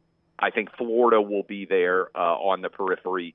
And then, look, we'll see what Arkansas can do putting together a team really quickly, and Kentucky. I just looked. I don't know if you guys have seen this. The ESPN released their preseason top 25, looking ahead. Granted, again, we have a lot of uncertainty. And they had Tennessee as the best team in the SEC. I think Alabama second best and Auburn third best, or maybe it was Florida third best and Auburn fourth. That feels about right to me. I think Florida should take a little step up and be better, but I don't think the top 4 or 5 teams in the SEC are going to be any different than they were last year. I don't know if you've seen this, Clay, but the numbers are released. South Carolina, Iowa, the women's NCAA championship on Sunday. This is massive. Audience average of 18.7 million. They said, Nielsen said the audience peaked at 24 million. Most watched basketball game since 2019, and that was the NCAA title game between Virginia and Texas Tech. Caitlyn Clark has brought a lot of people into this sport. I even walked a couple of blocks to a brewery to watch that game.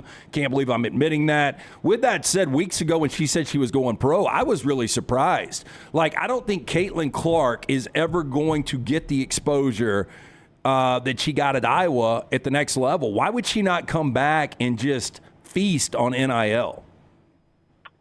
I think it's a good question. One answer is just, sometimes people feel like they've done everything in college, and there may be some element of more pressure on her, interestingly enough, at Iowa than there is in the WNBA. She may feel like she can have more of a normal life in the WNBA than she does at Iowa. I was just talking about this. There are 3 sports analogies that I would make to her, and none of them are perfect. And let me break them down for you. Ronda Rousey in the UFC. You mentioned walking and watching a Caitlyn Clark match or game. I bought UFC pay-per-view to watch Ronda Rousey. I can't even name for you a single female fighter in right now. I bet that's the way the majority of sports fans are. So Ronda Rousey was a meteor streaking across the night sky till she lost, and then like the UFC women's fighters are, I bet, 1/10 as popular today as Ronda Rousey was near her peak. People just don't care. And then the other thing is, so Ronda Rousey was bigger than UFC women's fighting by far. Her celebrity was. Jordan became bigger than basketball, and Tiger became bigger than golf. Caitlyn Clark is bigger than women's college basketball. If she had lost in the Sweet 16, the viewership would have been a third of what it actually ended up being. Like, nobody turned in for South Carolina. Nobody tuned in for Yukon. They tuned in for Caitlyn Clark. And so, to me, I don't really know where she goes from here. An easy answer is they should put her on the women's Olympic team. That feels like a no-brainer to me. But beyond that, it doesn't feel like a particularly easy analogy to draw as to where she goes from here. Incidentally, for what it is worth, and it will be trumpeted, and they should, I mean, but it will be tough for the men's game last night to beat that TV number Lance just gave. Like, it's not going to surprise me at all. It's on TBS, which is going to be a big deal. You know, it feels like that's a little bit rigged. It's ABC versus TBS. And for whatever reason, I mean, look, you haven't asked me about Yukon. I mean, they're maybe the most underrated college champion team of all time. I mean, they've been dominant for 2 straight tournaments. Nobody's been close. I know. They've won 12 straight tournament games by 13 or more. That is a level of dominance we've never seen in the history of men's college basketball. And it's certainly not in the 64 team era. I'm not an expert on, the 50s and the 60s, and the 70s or anything like that. But, and yet, I feel like a lot of people, because UConn's in the Big East, really didn't pay a lot of attention to this team. I feel like they were under the radar. I mean, if you compare, for instance, the amount of words written about Caitlyn Clark with the 2-time defending UConn men's basketball team, I bet Caitlyn Clark has gotten 10 times the press that they have. Partly, again, I think it's from not being in a power conference. I think there would have been a lot more attention elsewhere. But it is intriguing to see really how that has fallen off in terms of people just not seeming to care about level of dominance and excellence that we have truly maybe never seen in the history of the tournament since it went to 64 teams. He is Clay Travis, founder of Outkick. At Clay Travis on Twitter. You see him on Fox as well. Thank you very much for the time, Clay. Have a great week. Hey, y'all too. Appreciate it. All right, Clay with us on the JohnstonRVCenter.com hotline. I'll be interested to see now, to Clay's point, the games that have been on TBS, they're also on TNT and True, so you get 3 networks a lot of times on those and I games. just don't think it's that big. I mean, if you're a basketball fan, you can find these things. Again, the way my YouTube TV is set up, and I'm sure yours is the same way, the first thing it defaults to is one of the games. Sometimes I don't even know where I'm watching it. Yeah, I just know which game idea. I'm picking. Yeah. But, I mean, that is a massive number. Oh, it's incredible, and it just shows you how far America is willing to go to watch a star. Yep. She's a certified star. She's the biggest star, maybe not the best player, but the biggest star ever to play in that sport, ever. There's never been anybody that moved the meter like her in that sport. I don't think there's an argument at all. And that's why I've said, and I think you were the one that disagreed with it, look, she's going to make money wherever she is, but as far as exposure, she is never going to be at this level again. Yeah. And maybe she doesn't want that. I will be interested to see when the number comes out today. That'll be a tough one to beat. Now, I will say about being on Turner, I think the highest rated game of the last 3 Final Fours was on TBS. It was the Final Four where North Carolina beat Duke. Who did they play for the championship? Why am I forgetting that? They play Kansas. Kansas, yeah. North Carolina, Kansas. Now, it is hard to find 2 better names in the game than that. But that is the highest rated of the last 3, if I'm not mistaken, and it was on TBS. So I don't know that that's going to hurt it that much. I just think last night's game felt so inevitable. Well, I mean, look, up until halftime, once you came back in that second half, they took control of that game, and that's where this women's national championship peaks at $24 million. I don't think last night touches 24 million. There's not a point in that game where I think 24 million people would be watching. And, you know, the way TV ratings work, obviously, you need a close game because I was tuning out a lot. I mean, I didn't physically tune out, but mentally I tuned out of that game a lot. In the second half, I just stuck around to see the end, and there are a lot of people that turned that thing off and went to bed. Well, look, I had, full disclosure, Purdue plus the 7, and I had the under 144.5. So I was pulling for Purdue up until about 5 minutes to go in the game, and then I was like, they need to stop scoring, and I was hoping they weren't going to try to extend the game with fouls, and it looked like for a minute they might. So that's the only reason I was completely engaged was because even after the side was decided, the total was still in play. I'm telling you, man, ESPN, if I don't know that ESPN can do this legally, but ESPN has, and Fox, ESPN has the rights to the women's tournament. Fox has the rights to Big Ten women's basketball. If I'm Fox and ESPN, I'd find a way to pay her to come back. It's ratings gold for them. Well, I saw. I mean, what else are they going to have that's going to get that kind of number? Patrick in the chat room over there talking about Portnoy from Barstool offered her $10 million. I was confused on what the $10 million offer was. Yeah. I thought it was for them to play for her to play on their intramural team, which, by the way, I would take that in a second. Yes. But I do think there would be one corporation that, let's just say that it's Taco Bell, just randomly, and Taco Bell wants to take a good portion of their marketing budget, and they just want to sponsor Caitlyn Clark. It's almost like we're going to do an exclusive deal with you. We'll give you $15 or $20 million not to endorse anything else. Yeah. And every time you post on social media or every time you're up on a podium, you've got some kind of product placement of Taco Bell. I think it would be worth it for Taco Bell, and I think that's the kind of deal you could get done if you're Caitlyn Clark. I mean, Fox has the rights. If I'm Fox, I just go say, we're going to show every Iowa women's game on Sunday. Every one of them. If you want to watch Iowa women's basketball on Sunday, it's on Fox. They're not going to. What else are they going to show that's going to get those kind of ratings that time of year on a Sunday? You know, I mean, if they've got a NASCAR race, I can't remember a men's college basketball player that has even come close to this level. I mean, you give me one guy that everybody had to watch. I don't remember that. Steph Curry was a novelty because he was doing it at Davidson. It was not to this level, but he was doing it at a small school, and he was.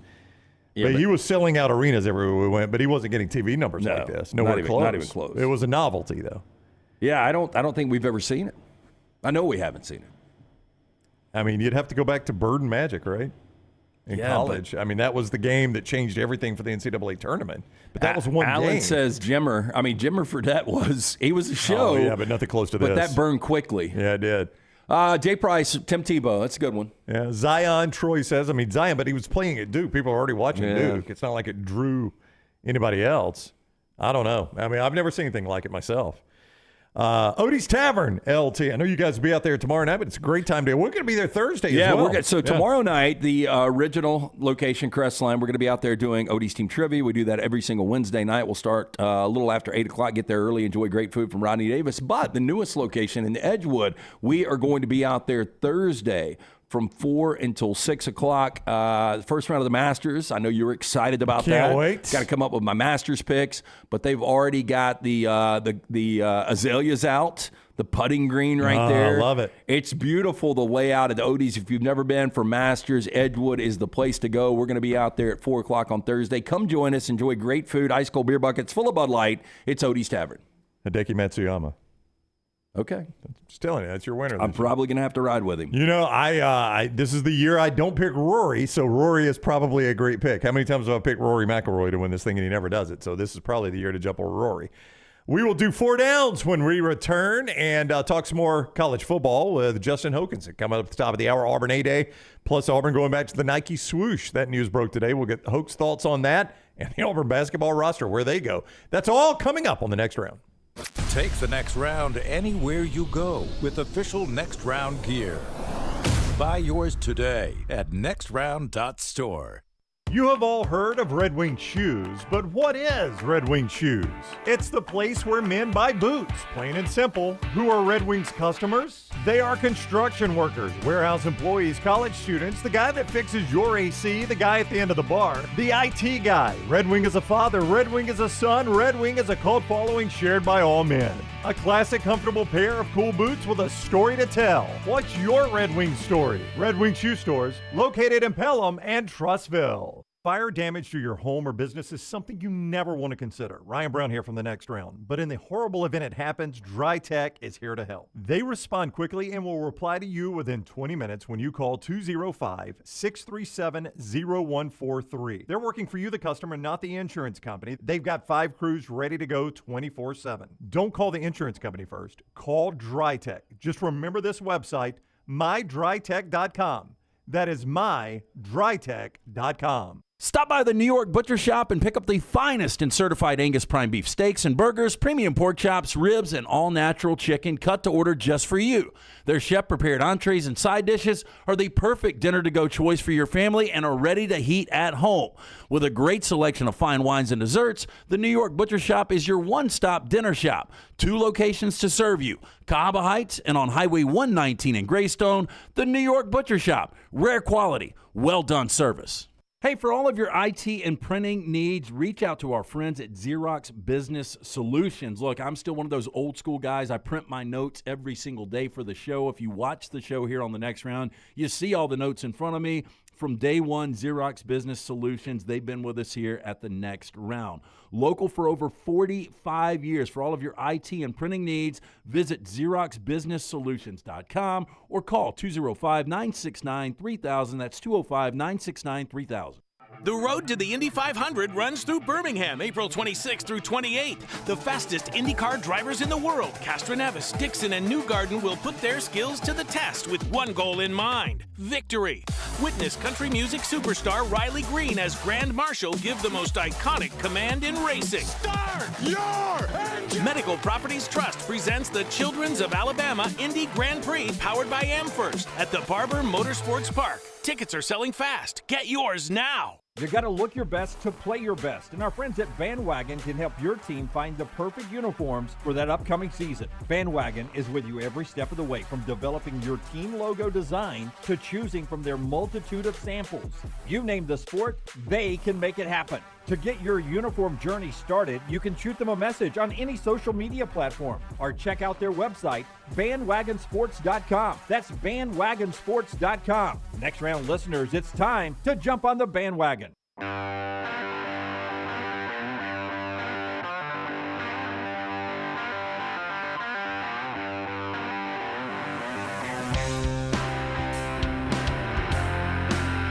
All right, we're about to do 4 downs. I want to get back, though, real quick to those national championship odds. I said Alabama fans would obviously want to hear this. I heard somebody this morning saying if Yukon does this again next year, it's going to be really concerning that the sport's gotten top-heavy. Top-heavy. There is no way Yukon does this again next year.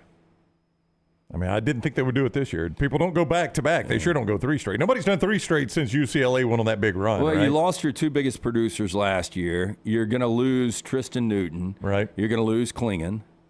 Cam Spencer, I can't believe how good that guy ended up being. So bet MGM with these early odds. Kansas plus 1,100. So I'm going to – I think our audience likes like 11-1 better than plus 11. Are you okay with me doing that? Yeah. Kansas and Duke, 11-1. I mean, some of that is just it's Kansas and Duke, right? They're going to be there every year. But both of them were obviously, Kansas went out in the round of 32, Duke went out in the Sweet 16. And these are unlike college football. Yeah. You factor in who they've got coming in this class. And there's still transfer portal to be done and all that. Yukon 12-1. Houston 14-1. North Carolina 16-1. Kentucky without even a coach 18-1. And now you get to the 20s, 20-1s, which includes Baylor, Arizona, Gonzaga, and the Alabama Crimson Tide. Tennessee is 25-1. Purdue is 25-1. Michigan State is 25-1. It does not go. I don't know where they have Auburn. I'm getting this from Jeff Goodman, and that's where he stops. Look, I know Purdue ended up beating Tennessee, but don't you think Tennessee would have played them better? Would have played UConn better? Yeah. Probably, yeah. Houston with a healthy Shed. Yeah, I think a lot of teams would have. Yeah. But your reaction to Alabama, I mean, they're in that pretty much that third group there. You've got Kansas, Duke, UConn, Houston at the top, Carolina, Kentucky, Baylor kind of in the next group, or Carolina, Kentucky, the next group, Alabama, that third group. That's pretty high right there. Yeah, that is. I mean, it's just one of those things that, like, if I don't know what Yukon would have been last year at this time, they would have been one of the favorites. But there's no way you would have played Yukon to repeat. Yeah. John Rothstein has his top 45, his top 10. Alabama is number 2. He's got Houston number 1, Alabama number 2. I think Alabama is going to be a consensus top 10 team this year. So he's got Alabama. He's got Houston 1, Alabama 2. And by the way, his projected starting 5, he does project starting 5 for everybody. For Alabama, here's how he projects it. Mark Sears, Latrell Wrightsell, Riley Griffin to the guards, Darian Reed, and Grant Nelson as the forwards. He projects, and now Rothstein talks to these coaches a lot. So when Rothstein projects this, I think he's probably talked to Nate, and Nate's like, here's probably who I want to keep around.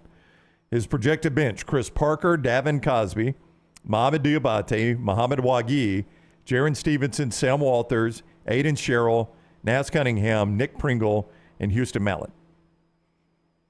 I mean, I could see Estrada all that. is the key loss, he says. Yeah, I mean, look, there's nothing to do about Estrada. Yeah. I think Pringle's fascinating just because of the ups and downs, the peaks and valleys with him and Nate Oats. Yeah. And you just wonder, I mean, the lasting impression was Pringle getting 16 minutes and 2 shots from the field. He's got Auburn 11th, Rothstein does. Here's how he projects Auburn starters. Aiden Holloway, Denver Jones, Chris Moore at the guards, Chad Baker-Mazara, and Janai Broom at the forwards. His projected bench, Todd Pettiford, Howard, Dylan Cardwell, C.J. Williams, and Chaney Johnson. Yeah, I think Broom's fascinating because there's going to be some people that are telling him he's good enough to go. And I think he would be a second-round guy right now. But if he can develop a consistent outside shot, he could play his way into the first round. So I think Janai taking a lot of NIL makes sense for him to come back. So Alabama 2, Auburn 11, according to John Rothstein. You're tight with all these coaches. He talks with all the coaches. Hey, Way to Wellness helped Dunaway lose weight and change his lifestyle. They can do the same for you. Leslie and her board-certified staff, they bring you in. It's not some cookie-cutter program. They're going to find the program that fits right for you. They don't just hand you something and say, here's what everybody does, go do it. Our staff, we got a lot of people on our staff that are seeing tremendous results with Leslie and her board-certified staff there at Way to Wellness. You could start by going to this website, aplanforme.com. That's the website because it is, in fact, a plan for you. Not for everyone, for you. aplanforme.com. Get healthy in 2024. Drop some weight. Live a healthier lifestyle with Way to Wellness. aplanforme.com is where you start. aplanforme.com. So Rothstein, here's his top 10. Houston 1, Alabama 2, Duke 3, Iowa State 4, North Carolina 5, Arizona 6, Creighton 7, Kansas 8, Gonzaga 9, Purdue 10, Auburn 11th. Boy, Purdue without Zach Edey. I mean, they lose him. You watched that team last night. Are they a top 10 team without Zach Edey? Well, they always seem to have always got a big guy, yeah. And I just wonder how different it's going to be. Look, this is a team that couldn't shoot the 3 last year, and they were still a 1 seed, and they shot eyes out of it this year up until last night. Yeah. I don't know. I really don't know. I mean, you just trust Matt Painter. He seems to have a top 10 team every year. He's always got him around a 1 seed. There's no doubt about it. The other SEC schools, by the way, he's got Yukon 12. That's a big drop for Yukon, all the way down to 12. But they do lose Klingon. And Tristan Newton. And Cam Spencer, you just talked about, and Castle. I mean, they do have some key losses there. And maybe Dan Hurley. Yeah. Don't know. I mean, that's still a possibility, I guess. But his SEC schools, Tennessee 14, Texas A&M 17, Kentucky 19, Florida 21 in his top 25. I think Florida is going to be a sexy pick for a lot of people. I think they saw an upside out of Florida this year, and that's going to be a dark horse team, I think. I think so, yeah. I think Todd Golden's got them, and, I don't see Todd Golden going anywhere. Kentucky's not going to call Todd Golden, are they? I don't think it's among their first calls, but I tell you what, I wouldn't have to get far down the list before I tested him. Yeah, I like that guy. I do too, but, I want to see a little bit more. I would like that, but I don't get that opportunity, Yeah, my job is open right now. I mean, he probably would be in the top 10, though. Yeah. I mean, I'm going to have to get a no from Scott Drew, a no from Dan Hurley. Jay Wright said no on TV last night. Chris Beard, I'm going to need a no. I'm going to probably need a no from Chris Beard, but once I get past those names right there, maybe Mark Few, I guess I check that. Yeah. Once I get past that, though, Todd Golden, I get there pretty quick. Would you rather have a young Todd Golden or an old Bruce Pearl? I knew you were going to ask me that question, too. 64 years of age. If you guys think Bruce Pearl's only 2 more years at Auburn. If you give me 5 years, I'll take it.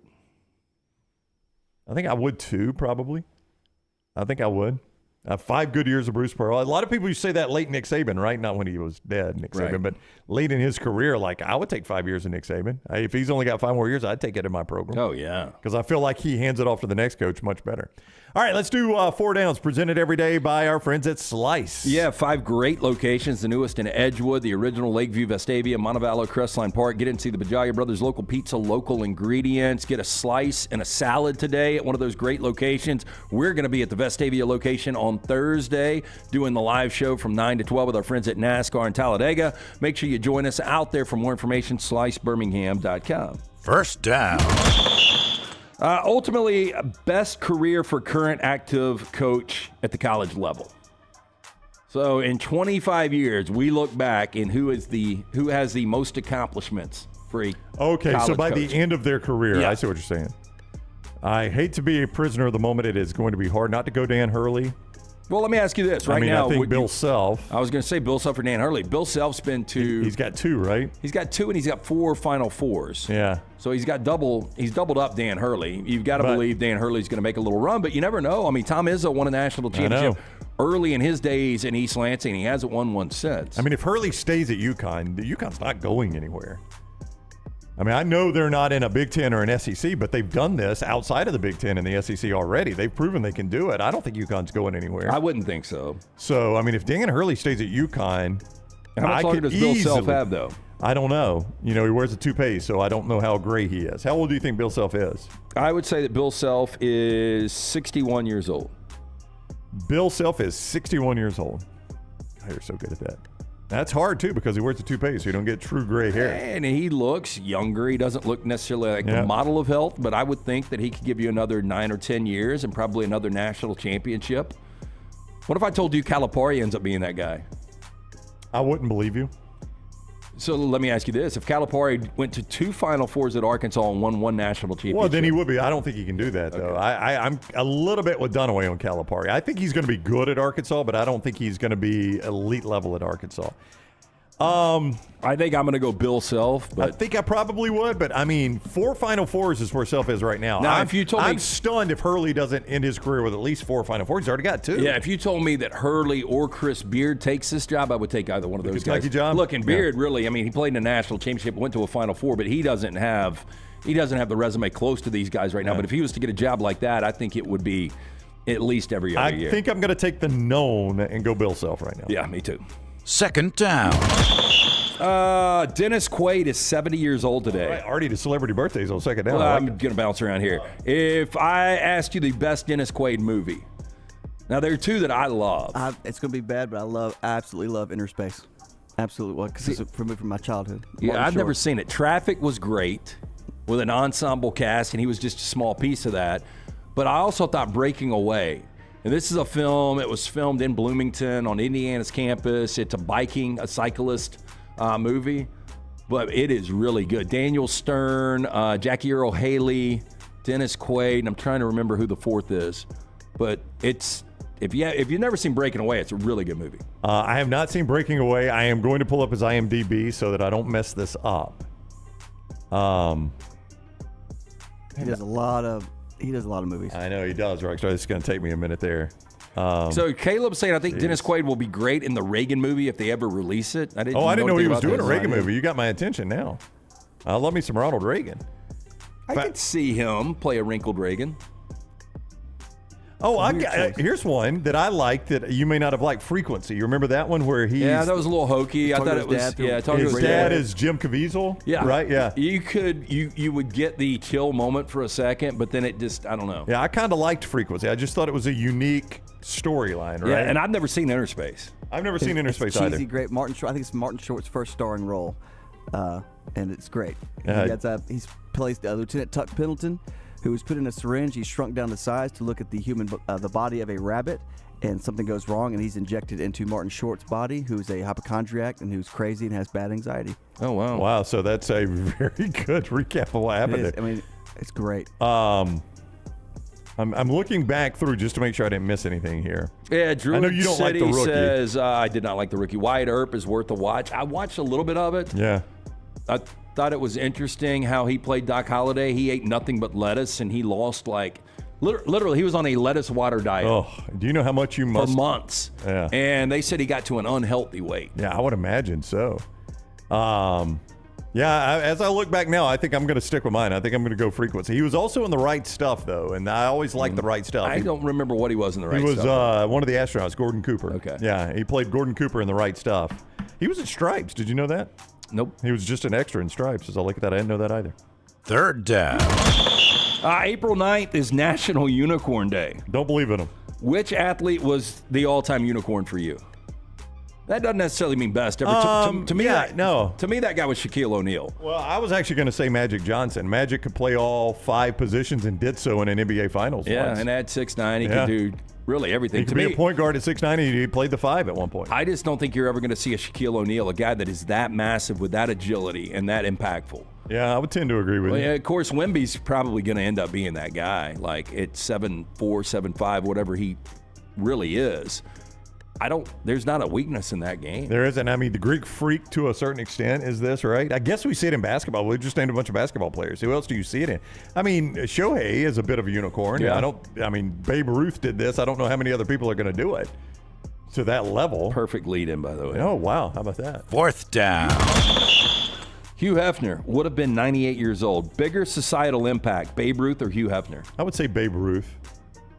I don't know. You got a lot of people that read a lot of articles. A lot of parties. You do, but that it had its moment in time, and it's dead now, right? So is Babe Ruth. Babe Ruth is dead, but Babe Ruth's history is not dead. That guy didn't. When's the last time he played baseball? Good, that 1925. 25? I don't know. No, it was after that. Okay. It was into the 30s. So he played into the 30s. My point is going to be, he is still referenced today, and people still make comparisons to his game today. Like, I just did it with talking about maybe the best all-around player in baseball, and the only comparison I can make is a guy that hasn't played for 100 years. But, I mean, he Top changed. 5 baseball players all time. Go ahead. Top 5 baseball players Babe Ruth's in that. I mean, Willie Mays, Babe Ruth. Yeah, I think Babe Ruth probably Babe Ruth's is. in the top 5. Just because he was. No, you don't think so? Shohei Ohtani back in the day. I mean, the guy pitched to an elite level until they decided, why pitch this guy? He just hits dingers. But whether you like him or not, who else has done what Hugh Hefner did? Exactly, but also I think you had a biopic about your life, and you got John Goodman playing you in your prime. John Goodman's playing you. I mean, it's because he was fat. Yeah. That's a biopic that we will have with Hef. Oh, wow. And who will play Hef? But I'm saying, I'll tell you who looks like him is John Hawkes. The guy that he was in the most recent True Detective. But my point here was in 3 Billboards. Oh yeah, I know who you're talking about. Yeah. My point here is 100. So when would you say Hugh Hefner's enterprise ended? They went to a digital thing. I don't know if they're still digital, but the magazine ended a few years ago. Okay, so let's say you 2020. dominated the magazine from 70s, 80s, 90s. Yeah, you did. But I'm John going to Hawks say, and you guys tell me if this could be Hugh Hefner. I think it could be. I'm going to say 100 years from now, nobody will mention that guy Hugh Hefner's name. Not one person. Oh, I disagree. No, 100 years from now, nobody because will people even are going to think about study that. magazines. Huh? Magazines will be one of these. I don't think so. I think magazines were massive Do in the you day. study that was the number one form scrolls? of advertising for a while. Yeah, but I mean, 100 years from now, nobody will know what a magazine is. Could you guys see this as Hugh Hefner? Not really. Oh, I guess maybe a little like bit. that third picture over from the top. Yeah. Yeah, maybe a little bit. Yeah, I see it now. He's not famous enough of an actor, but I don't know. Like, he's a great actor. Do you do a young Hugh Hefner all the way to an old Hugh Hefner? Yeah, you got to age him some. I disagree with Lance. I think 100 years from now, nobody even knows who Hugh Hefner is. And we're 100 years almost from Babe Ruth playing baseball, and he's still the only comparison for some players. That's how great a player he was. I'm going to lean Hef. Do you think in 100 years people will be able to recognize the Playboy logo? No. Really? No. Well, they still have it at tanning beds. To let you know how long you've been in. It's still going to be on my body. Yeah. How about the girl that always placed it so you could see it? Yeah. Like you were supposed to place it where you could see it, but she always placed it so if she was wearing a shirt that didn't tuck in, you could see it. That is 4 Downs, presented by our friends at Slice. 5 locations now. The newest right there in Edgewood. Stop and see the Bajaya Brothers, created by the late Jeff Bajaya, his brothers Jason and Chris continue to celebrate his legacy. Stop in, enjoy the incredible pizza, local ingredients, slicebirmingham.com for more information. Ashley, I think, is being sucked into what is a misconception. She says there's no Hugh Hefner candy bar. The Baby Ruth was named after a president's daughter, right, Rockstar? Correct. It had nothing to do with Babe Ruth. Yeah. I'm trying to think which was it. Was Woodrow Wilson? No. Let me have to look it up. You can look it up. While he looks it up, I'm going to tell you. Tell us about Dr. B, Lance, while Rockstar looks this up on the Baby Ruth, because that is an urban legend that it was named after Babe Ruth. It was not. Dr. Beckenstein is the man. Again, when I started to thin out, we started this venture up here. I asked around. Dr. B is the name everyone mentioned. Dr. B also offers the Sensus Transdermal Infuser. This enables Dr. B to get various medicines and therapies into the scalp where the hair follicles are without using any injections. This is revolutionary. Dr. B can pinpoint delivery of a patient's genetically specific products without any needles. For more information, T3hair.net. I do that non-invasive treatment 3 times, 30 minutes each time on the couch a week. That's all I'm doing. My hair has more than doubled in thickness. For more information, 205-319-0316. Schedule the consultation or online, T3hair.net. What's interesting is Grover Cleveland, for his daughter, it was inspired for his daughter Ruth, and then Babe Ruth got upset because they thought they were benefiting from his name, so he sued them, did not get it. He wanted to have a Ruth's Home Run candy bar in 1926 that did not take off. So when they named it Baby Ruth after Grover Cleveland's daughter, he's like, hey, that's really close to my actual name. Yeah. It was like I would say 10 out of 10 people thinks it's named after yeah. Babe I Ruth. mean, so I did should it be too. getting money from that because you guys did that. And they're like, no, well, then I want to make a Ruth Home Run bar. Whoops. Well, you know what's funny about this, and this is a little known fact, but because of my ties to Cobb, the movie, I was asked back to do a Baby Ruth commercial at Rickwood where it actually was about Babe Ruth. And I saw it was a national commercial that went out. So you're not screwing around. I am not messing around. Yeah. So they used his likeness as part of the candy bar and part of the promotion. This is back in the mid-'90s. I saw a TikTok video where this guy his whole TikTok video is he goes and he hits dingers with bats. He's like, all right, this is the Easton whatever, right? And he just reviews bats. Is he getting BP or is... No, yeah, it's a guy throwing to him, right? And he's throwing 80 miles an hour, 90 miles an hour, whatever. So he gets Louisville Slugger or somebody to make a bat to the specs of like Honus Wagner used and Babe Ruth. When he's using the Babe Ruth bat, he's like, I can barely get this bat around. What, it's like incredible. 37 ounces Yeah, or he's something? like, it's incredible how heavy this thing is. And then some of them, like the handles were so big, they couldn't even get their hands around like an them. axe handle. Yeah, I mean, so the stuff the guys used to hit with back then was insane. And so they were talking in the chat, could Babe Ruth play today's game? Come on. And I saw this, a national, it might have been Barstool, I don't know, but somebody was debating this too. And I think it was great over in the chat when somebody said if John Kruk could play in today's baseball. Exactly, Babe Ruth could do it. But yeah, he's like, I can barely get Babe Ruth's bat around. That's how heavy the thing was. Yeah, I believe it. That's what he played his career with. All right, Justin Hokanson with us in about 15 minutes. We'll talk some Auburn A-Day, Auburn going back to Nike, Auburn's basketball roster, a lot of that with Hoke, and much more with you next on The Next Round. Call The Next Round now at 205-734-0923.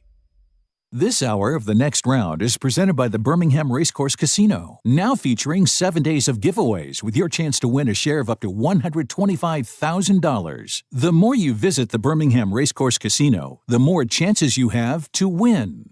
Hey, Lance Taylor from The Next Round to tell you about one of our favorite places for breakfast, lunch, and dinner. That is Hamburger Heaven since 1982. Hamburger Heaven has been serving Birmingham's best hamburgers, cheeseburgers, French fries, hand-spun milkshakes, and sandwiches made fresh to order. All of their ingredients are fresh and prepared daily. This includes their beef, always fresh, never frozen, hand-pattied each and every day. For breakfast, lunch, or dinner, visit any of the 4 locations, Highway 280, Irondale, Gardendale, and Homewood. You got to look your best to play your best, and our friends at Bandwagon can help your team find the perfect uniforms for that upcoming season. Bandwagon is with you every step of the way, from developing your team logo design to choosing from their multitude of samples.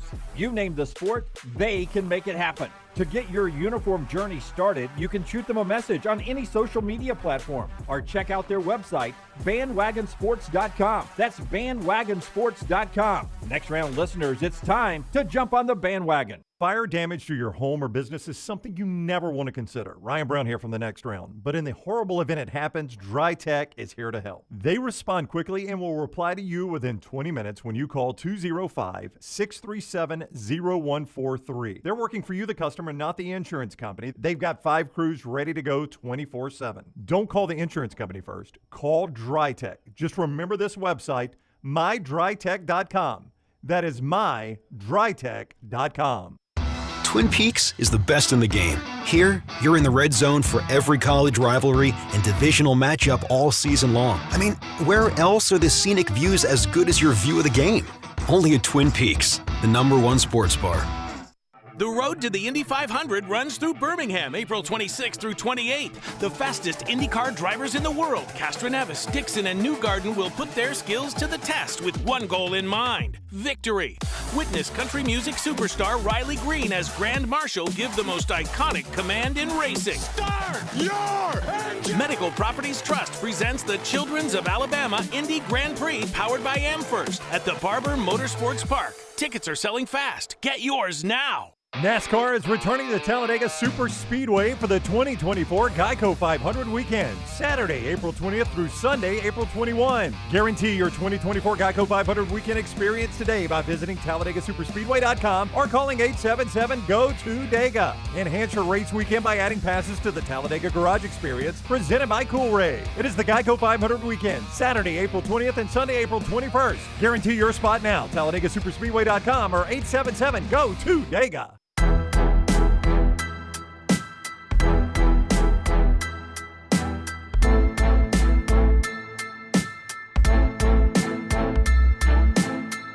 Our show is built on randomness. I have a random question, but there's a reason I have to ask it. I think I have to ask this question because of this show.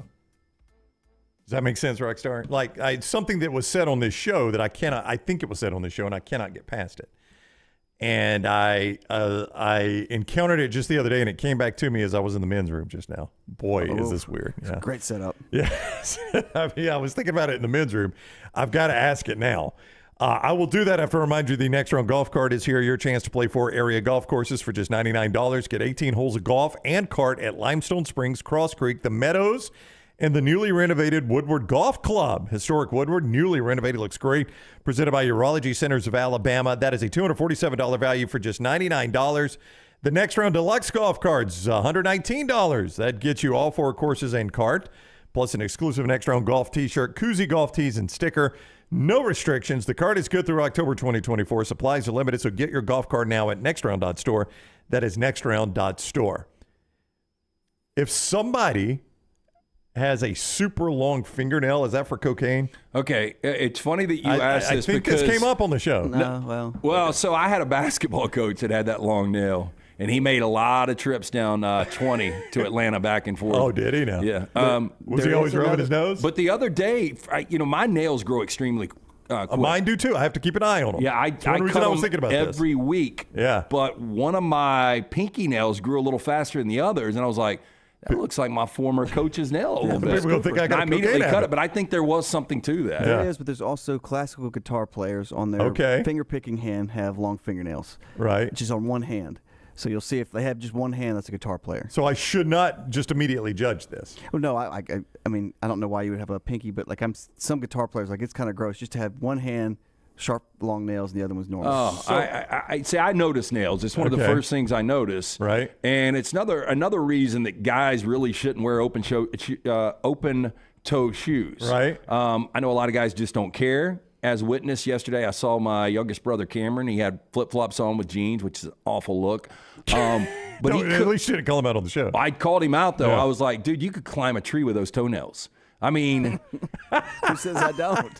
They were so ratty, and I just don't get that. But did you say that you saw somebody in the bathroom with a long nail? No. I thought about it again in the bathroom because I was washing my hands, and I looked down because I'm like you. I got to stay on my fingernails. Yeah. And I was like, I need to cut my fingernails. Fingernails grow 3 times as fast as my toenails. Yeah, my fingernails grow very, very fast. Also, on your dominant hand, they grow a little faster. Do they really? Yeah. Do you think it's because they're in the open? Like if my toes were always in the open, you think they would grow faster? Do you think the shoe slows down the growing process? Or the sock? I don't know. I think that they grow at a slower rate. But in your pinky nail, have you ever cut your pinky? It's the teeny tiny little. That's all I got. I was in a restaurant, and the gentleman that was our server put my plate down, and I just noticed his thumbnail was extremely long, and it just triggered in my mind like this has come up on the show before. I think it would be Pinky. I love Rod, the shit that LT cares about. Again, I said most guys don't care what their feet look like, but it is something I noticed. But when the guy set the plate down, Rockstar, I saw the extremely long thumbnail, and I thought, I think it has come up on the show before that's the sniff nail. How do you do it? Okay. The sniff nail. I think you got to do it that way. And I was in the bathroom, and I was washing my hands like, I need to trim my nails tonight, and it put all that back together that I saw that at a local restaurant. Chris says the thumbnails for cutting open a blunt. I don't know. Maybe I've so. Smoked a blunt, but I've never If it's never the had thumbnail, a thumbnail. it's a blunt. Yeah, if it's a pinky, it's cocaine. Jay Price, Carrie Fisher had a coke nail in Return of the Jedi. Which he did She had a plenty. coke problem. Yeah, plenty. There's more than one nail for her. So I didn't know that. So she had a big coke problem. Oh, bad. She was big substance abuse. Bad. So there's a movie called Postcards on the Edge. Postcards from the Edge? Postcards from the Edge. It was based on her memoir. Oh, I didn't know that. Yeah. Dennis Quaid's in that, by the way.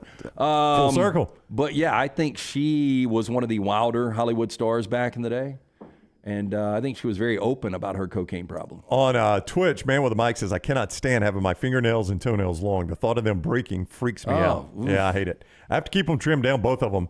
I don't even like getting in bed, like, and your toenail catches on. Ooh, oh, God. It's a terrible feel. Well, the worst is if you cut the big toenail and you cut it wrong. Oh, yeah. And then that's going to last for 2 weeks. Oh, I know. That's what I'm saying. When it Your gets- shape is like just completely thrown. Or Did you when ever it gets get down to the quick, and then you put socks on, and it just irritates it all day. Did you guys ever had the ingrown and you had to cut yeah. the V in it where it would grow back together? Hated it, yeah.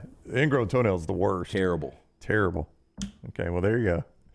Sorry, I did not mean to hijack the show, but I just thought of this, and this show is the reason I thought of it, is because I swear I heard this come. I think we had a coworker once that had a long nail, and that's where it started, is somebody told me, that's a cocaine nail, and then it has come up on this show before. Daniel says ingrown surgery sucks. Oh, I've heard that. I thought for a minute, I forgot what, I was like in 6th, 7th grade, and I had it really, really bad. Yeah. And I was a little worried about that. Daniel says this feels like a Floribama segment. I don't disagree. It does feel like a Floribama segment. We're only weeks away That's from right. mullet toss. Oh, hey, Bubba Head has sent us a photo of Carrie Fisher's nail. Oh, yeah, let me look see. at that. Yeah, here you go. So apparently this is a known thing.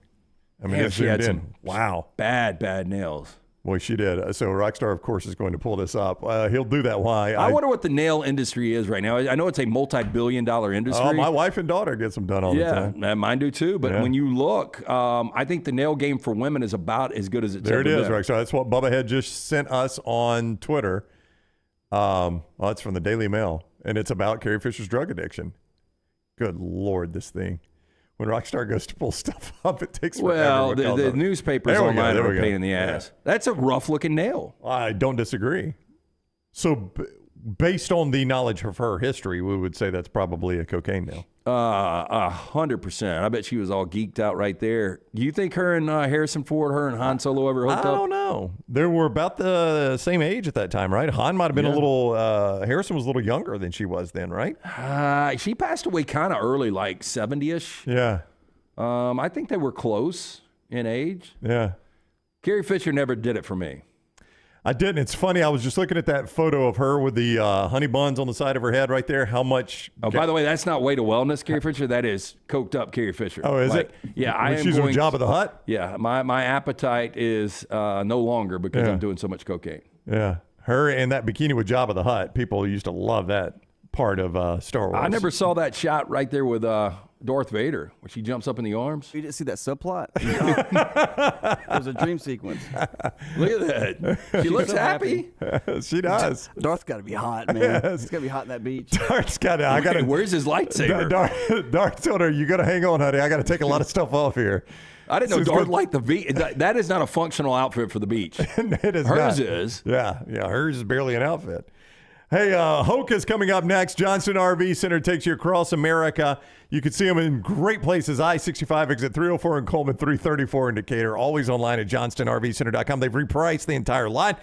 They're so confident in their pricing that they will beat any price you bring them on a comparable RV, and that is a nationwide guarantee.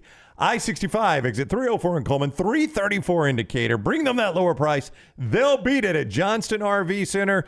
Lifetime warranty on everything new and qualifying used. I-65 exit 304 in Coleman, 334 in Decatur. Always online, johnstonrvcenter.com. Justin Hokanson is next. Everything Alabama, all the time. Subscribe and set alerts at Roll Tide Pods on YouTube and wherever you get your podcasts. Twin Peaks is the best in the game. Here, you're in the red zone for every college rivalry and divisional matchup all season long. On game day, you never have to decide which teams to watch, only what combination of bites, burgers, wings, and more to order. Plus, where else are your favorite draft beers always poured at a frozen 29 degrees? Only at Twin Peaks, the #1 sports bar. Stick around after the sun sets. Twin Peaks is open really late. Wind down with bourbon and late-night bites. Only at Twin Peaks. The road to the Indy 500 runs through Birmingham, April 26th through 28th. The fastest IndyCar drivers in the world, Castroneves, Dixon, and Newgarden, will put their skills to the test with one goal in mind: victory. Witness country music superstar Riley Green as Grand Marshal give the most iconic command in racing. Start your engine! Medical Properties Trust presents the Children's of Alabama Indy Grand Prix powered by AmFirst at the Barber Motorsports Park. Tickets are selling fast. Get yours now. Storm season is here. Make sure you have a plan of action in place right now. Greg from Pell City and Storm Restoration Roofing should be your first call when storms hit. Insurance companies love working with Storm Restoration Roofing because of Greg Nelson's name and reputation in the industry. When storms hit, call Greg Nelson. He's local, 205-542-3531. He's the home of the free no-cost roof inspection. Greg from Pell City on Facebook, 205-542-3531. It's Storm Restoration Roofing. Golf season is here, and if you're looking for a great golf course with affordable rates, you need to check out the newly renovated Woodward Golf Club. Woodward Golf Club is a semi-private club with membership opportunities available, but is also open to the public. You can book tee times online at this hidden gem by going to golfwoodward.com. For only $195 per month, you can enjoy unlimited golf 7 days a week. Membership includes discounted cart fees, unlimited range balls, and the use of our practice facilities. For more information on memberships and the course, check us out online at golfwoodward.com. NASCAR is returning to Talladega Super Speedway for the 2024 Geico 500 weekend, Saturday, April 20th through Sunday, April 21. Guarantee your 2024 Geico 500 weekend experience today by visiting TalladagaSuperspeedway.com or calling 877-GO-TO-DEGA. Enhance your race weekend by adding passes to the Talladega Garage Experience, presented by Cool Ray. It is the Geico 500 weekend, Saturday, April 20th and Sunday, April 21st. Guarantee your spot now, TalladagaSuperspeedway.com or 877-GO-TO-DEGA. The wait is over. Tonali has arrived. Beautifully distinctive Italian styling and performance. Come test drive the all-new 2024 Alfa Romeo Tonali plug-in hybrid at Alfa Romeo of Birmingham. The all-new Tonali offers best-in-class horsepower and torque, fastest 0 to 60 times in its class, plus best-in-class range with full electric charge. And best of all, qualified Tonali leasees are eligible for up to $7,500 EV tax credit factored into your lease. Hurry down to Alfa Romeo of Birmingham and experience the all-new Tonali. Jim Dunaway, Lance Taylor, Ryan Brown, and Rockstar. Live from the Birmingham Racecourse Casino Studios, the next round, presented by Bud Light, is on now. All right, final hour. Dunaway on his way back from Phoenix. His coverage out there has been presented by MyBookie.ag. Code next round when you sign on at MyBookie.ag to get that sign-on bonus. He'll be back in studio tomorrow. As always, this hour presented by Champy's. Champy's world-famous fried chicken. Champy'sChicken.com, right there on 119 in Alabaster. Sterling has thrown open the doors. They're ready for your lunch. Po' Boys, the Mississippi Delta tamales, chicken fingers, great sides, all right there at Champy's Chicken, Champy'sChicken.com. Justin Hokanson, Auburn Live, part of On3 Sports, joins us now. This has been an ever-evolving interview. We started out talking A-Day. Now we're going to talk A-Day and Auburn basketball roster moving forward. And now we got to talk about Nike coming back. What is up, Hoke? How are you?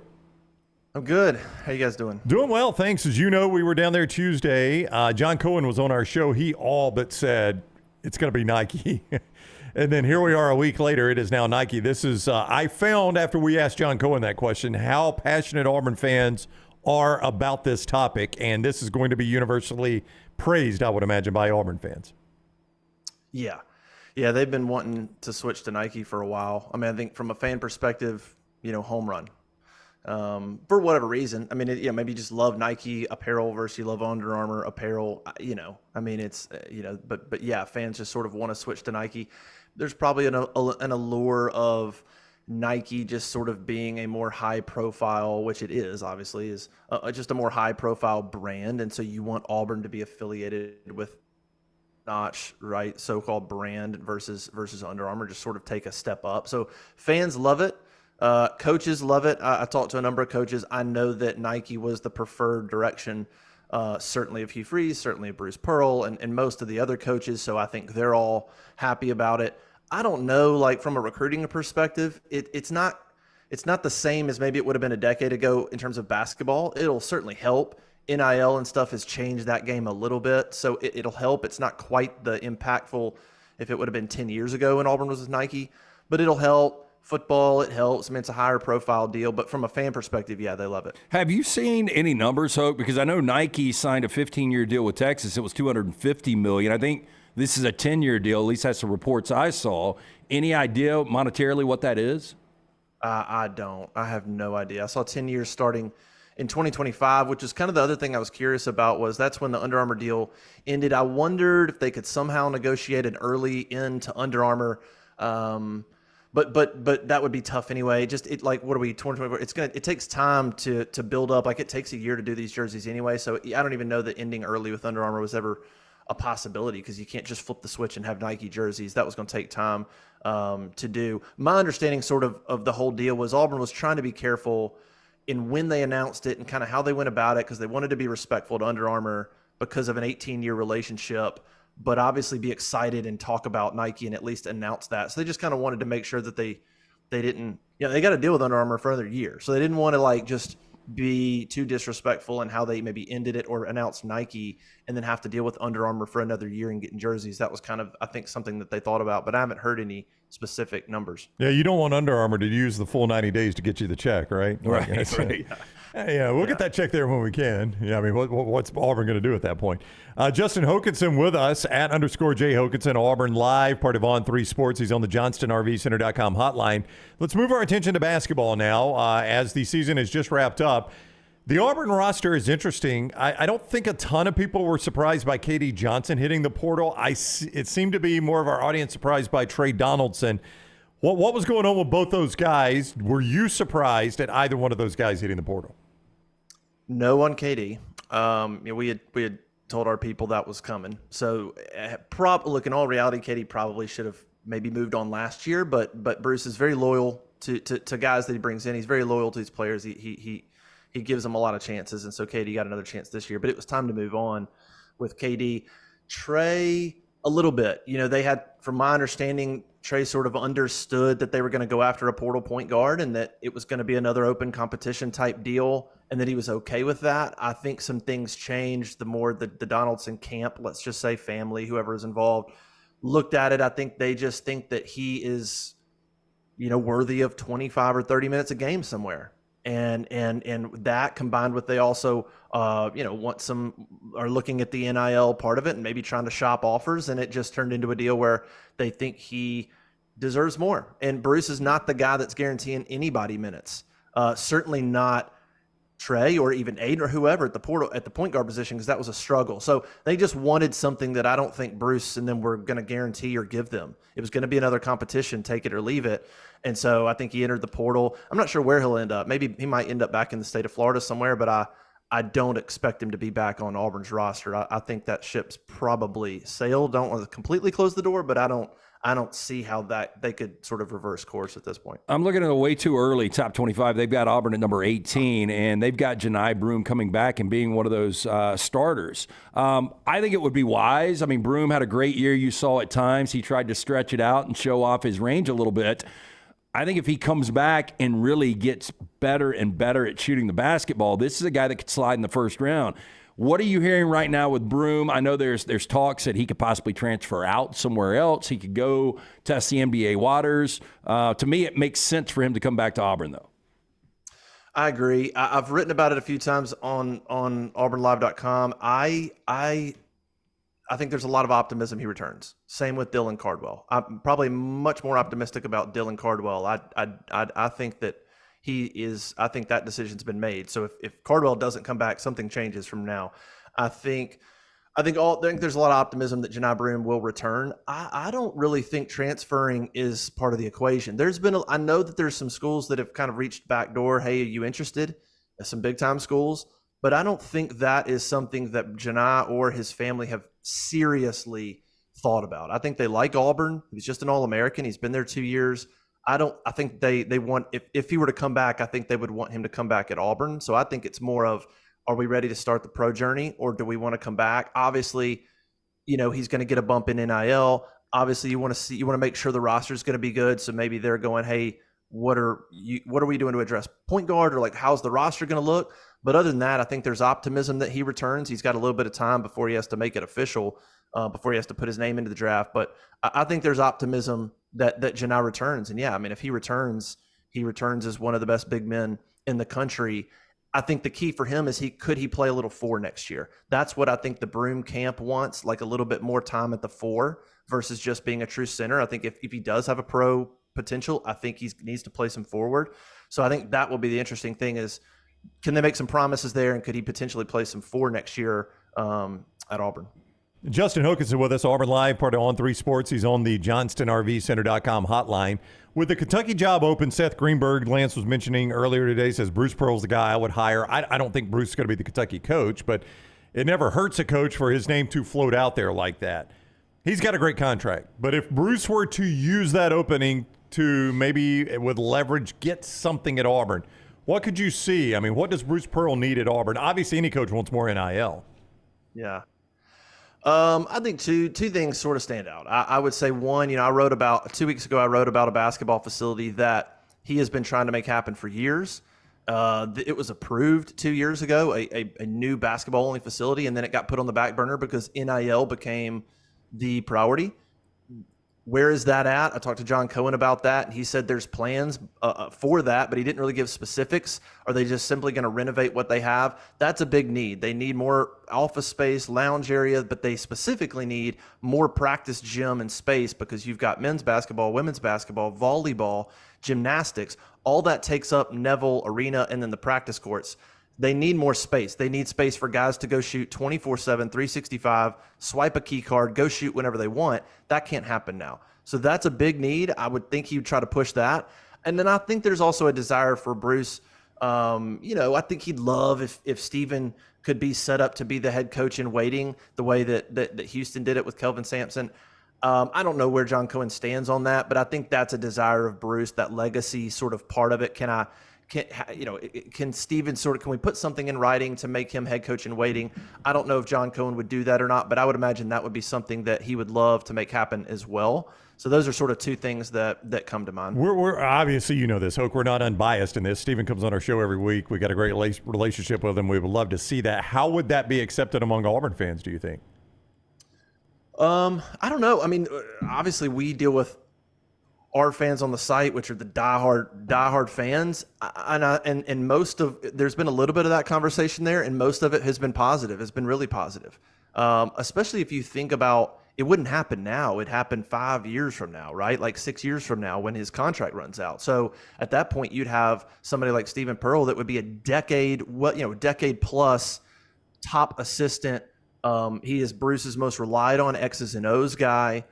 He's an intense guy. So you think about it from that perspective, I think it would make a lot of sense. I think fans trust Bruce for the most part. So if that's what he wanted, I think fans would be fine with that and go along with it. And then it would be in Stephen's hands, right, to do with the program what he can do, and then he gets judged on that. But I think most fans think so highly of Bruce Pearl that if that's what he wants, if Bruce thought that's what the basketball program needed to keep going, and if Bruce also said, hey, I'll stick around, maybe be an ambassador, something like that, like I think there's a situation where it would make a lot of sense, and I think fans would be in favor of it. You just can't read the future and know what it looks like, and I don't know if John Cohen wants to commit to something like that. But I think the fans, for the most part, would be fine with it because they have such love and affinity for Bruce. Hey, to football, spring game this past weekend, you were part of the 33,000 and change. 4 quarterbacks played, no turnovers. We know it's Peyton Thorne's offense, but Hank Brown, Holden Geriner, who's going to be that number 2 guy, at least gut feel right now?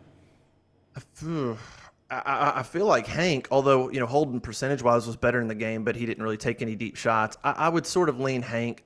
I don't know that there's a big difference between Holden and Hank. And Hank's younger. Hank's the guy that Hugh Freeze targeted at Liberty and then brought him there, whereas he didn't recruit Holden. I think Hank makes a little bit quicker decisions. I think he's just a little bit quicker to get the ball out of his hands. I think Hank's a little bit more of a gunslinger. Like, he'll take some shots. You saw that throw to Cam Coleman he made. I think he's not afraid to sling it downfield. So I would probably lean Hank Brown being the number 2 guy, but it's probably pretty close. But if Peyton Thorne were to go down in a game, that might be a different discussion, only because Holden has been around a little bit longer. So let's say Peyton goes down in a game. I could maybe see Holden going in a certain game because he's got more just overall college experience. But I think if you just had to pick who's the second best quarterback, you're probably thinking Hank Brown right now, which sort of, it'll be interesting to see if I don't think Hank's going anywhere, but Holden's a guy who's now been at Auburn for a few years. Like, does he want to continue to try to win this job, or does he want to move on and try to go somewhere else? That'll be interesting to watch in April. Hoke, percent chance you give Cam Coleman of finally breaking through and being that 1,000-yard receiver Auburn has not had since Ronnie Daniels. I know it's only one spring game. It's 94 receiving yards of 4 catches, a circus catch, had a touchdown. I mean, Auburn fans have longed for that 1,000-yard receiver. Do you think Cam Coleman could do that as a freshman? Oh, as a freshman, I mean, I would lean no, but he could push it. I mean, Rivaldo Fairweather's a weapon. You're gonna have some other receivers as a weapon. You've got multiple running backs that are gonna get the ball. The quarterback could run the ball, and so I don't know if he can do that. Now you're playing 12 games. You toss in a bowl, 13 games. It's a lot, and he will be a target downfield, so he could definitely be 15 yards a catch potentially, and so he could make some big plays. I would lean no as a true freshman. I don't know that I want to put that on him, that I think he can go get 1,000 yards. But by year 2, yeah. I mean, I think he could definitely be that guy. Give him another year of just becoming a receiver, instincts, leverage, route running, added to his physical tools. And I think that'd be a very realistic goal for him going into year 2. Was there anything to you obvious that jumped out differences between a Ron Roberts defense in that game and DJ Durkin, or from the players you talked to afterwards? Because you saw it. We talked to Peyton Thorne and Luke Dill, and they said the biggest thing that jumps out year to year for them is just detail in the offense. I'm curious on the defensive side, what jumped out to you or the players' difference between Ron Roberts and DJ Durkin?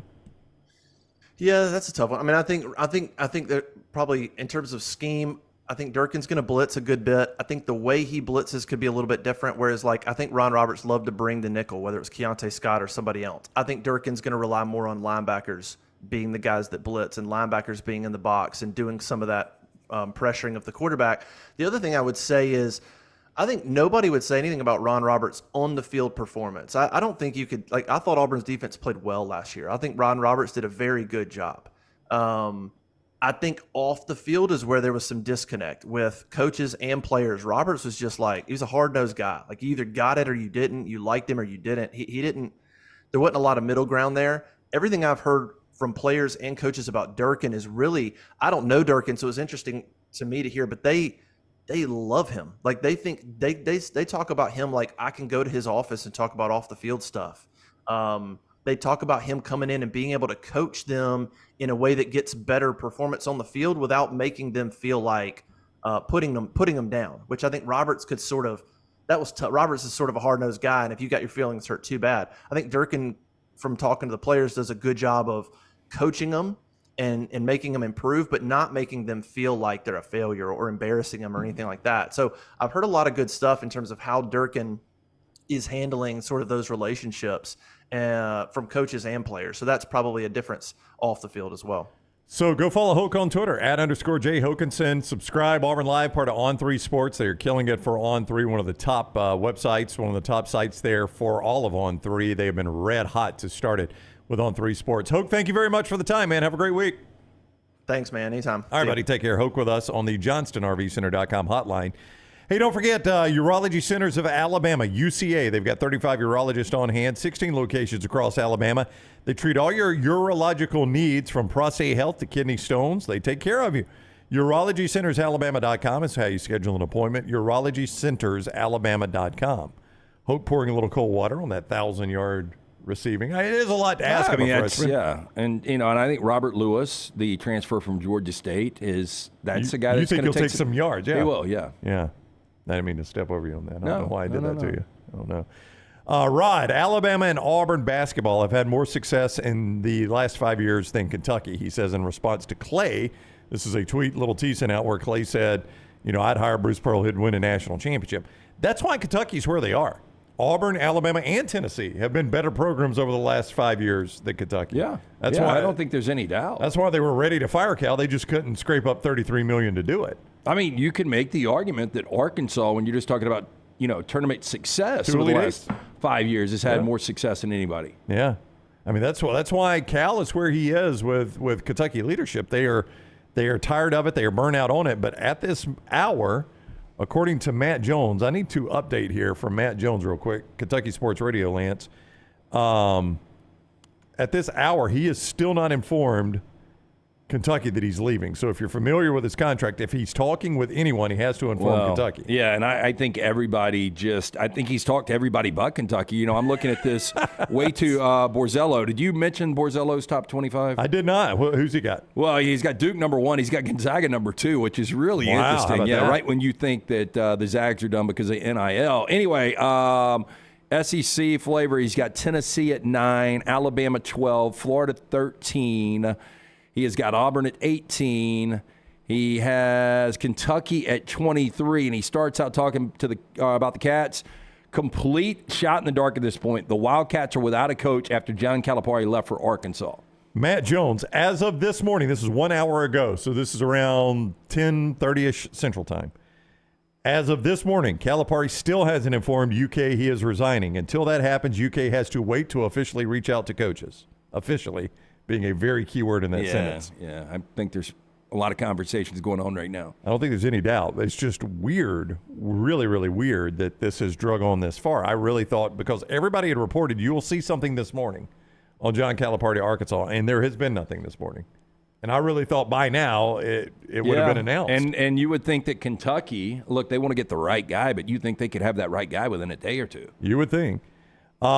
Outside of, I don't know if Scott has this. Do you have it, Scott? Outside of John Calipari's house, Scott just sent me this, so I'm really putting him on the spot to pull it up this quick. John Calipari clearly lives in a very visible area, by the way. He's out walking his dog basically on a four-lane highway. You heard that traffic. I know. It was a four-lane highway. And everybody apparently knows where he lives.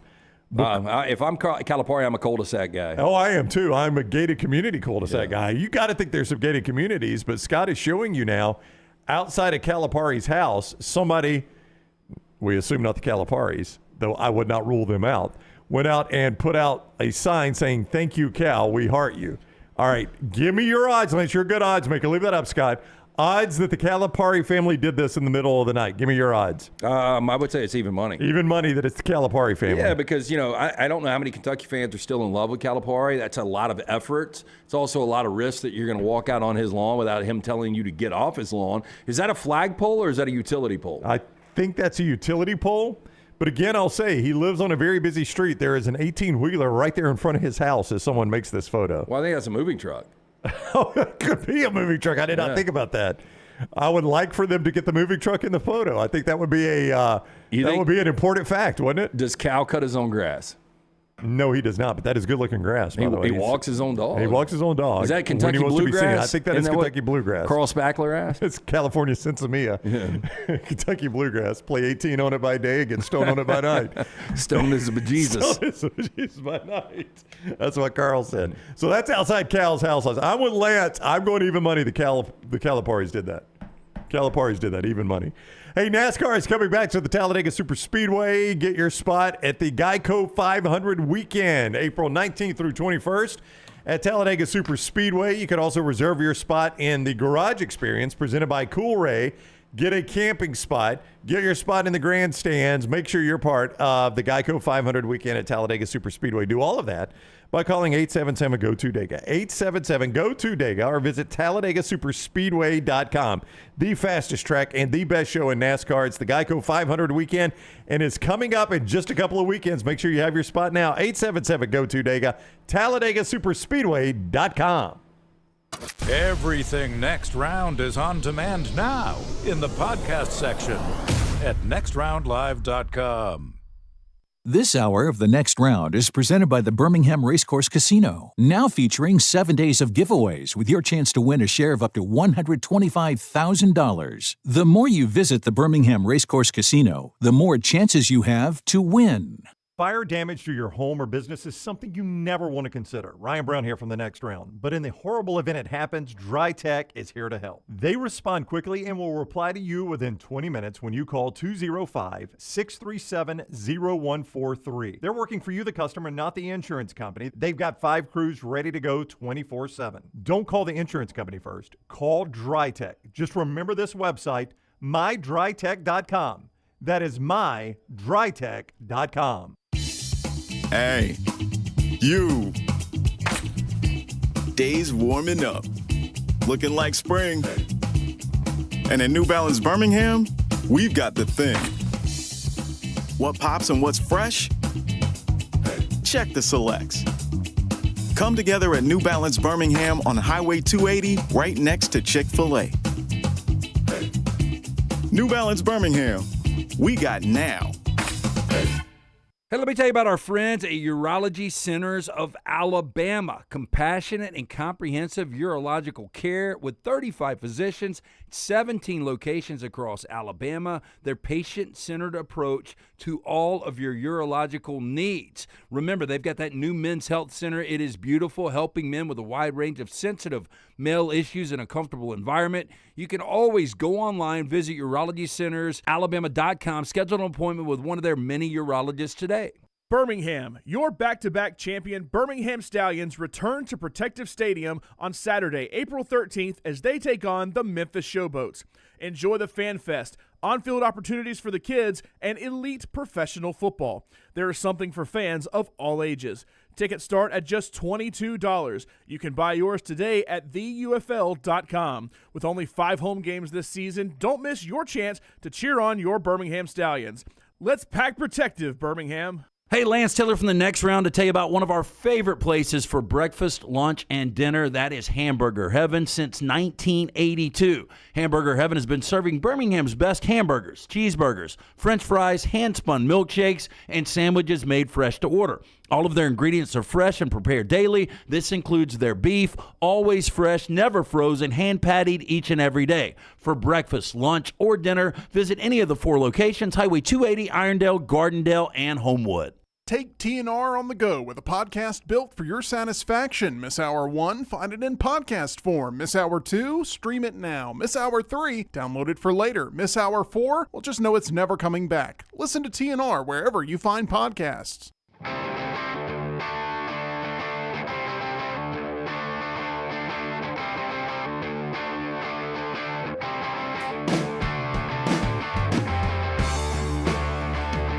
All right, we've covered a lot of ground today. National championship game last night. Yukon wins going away.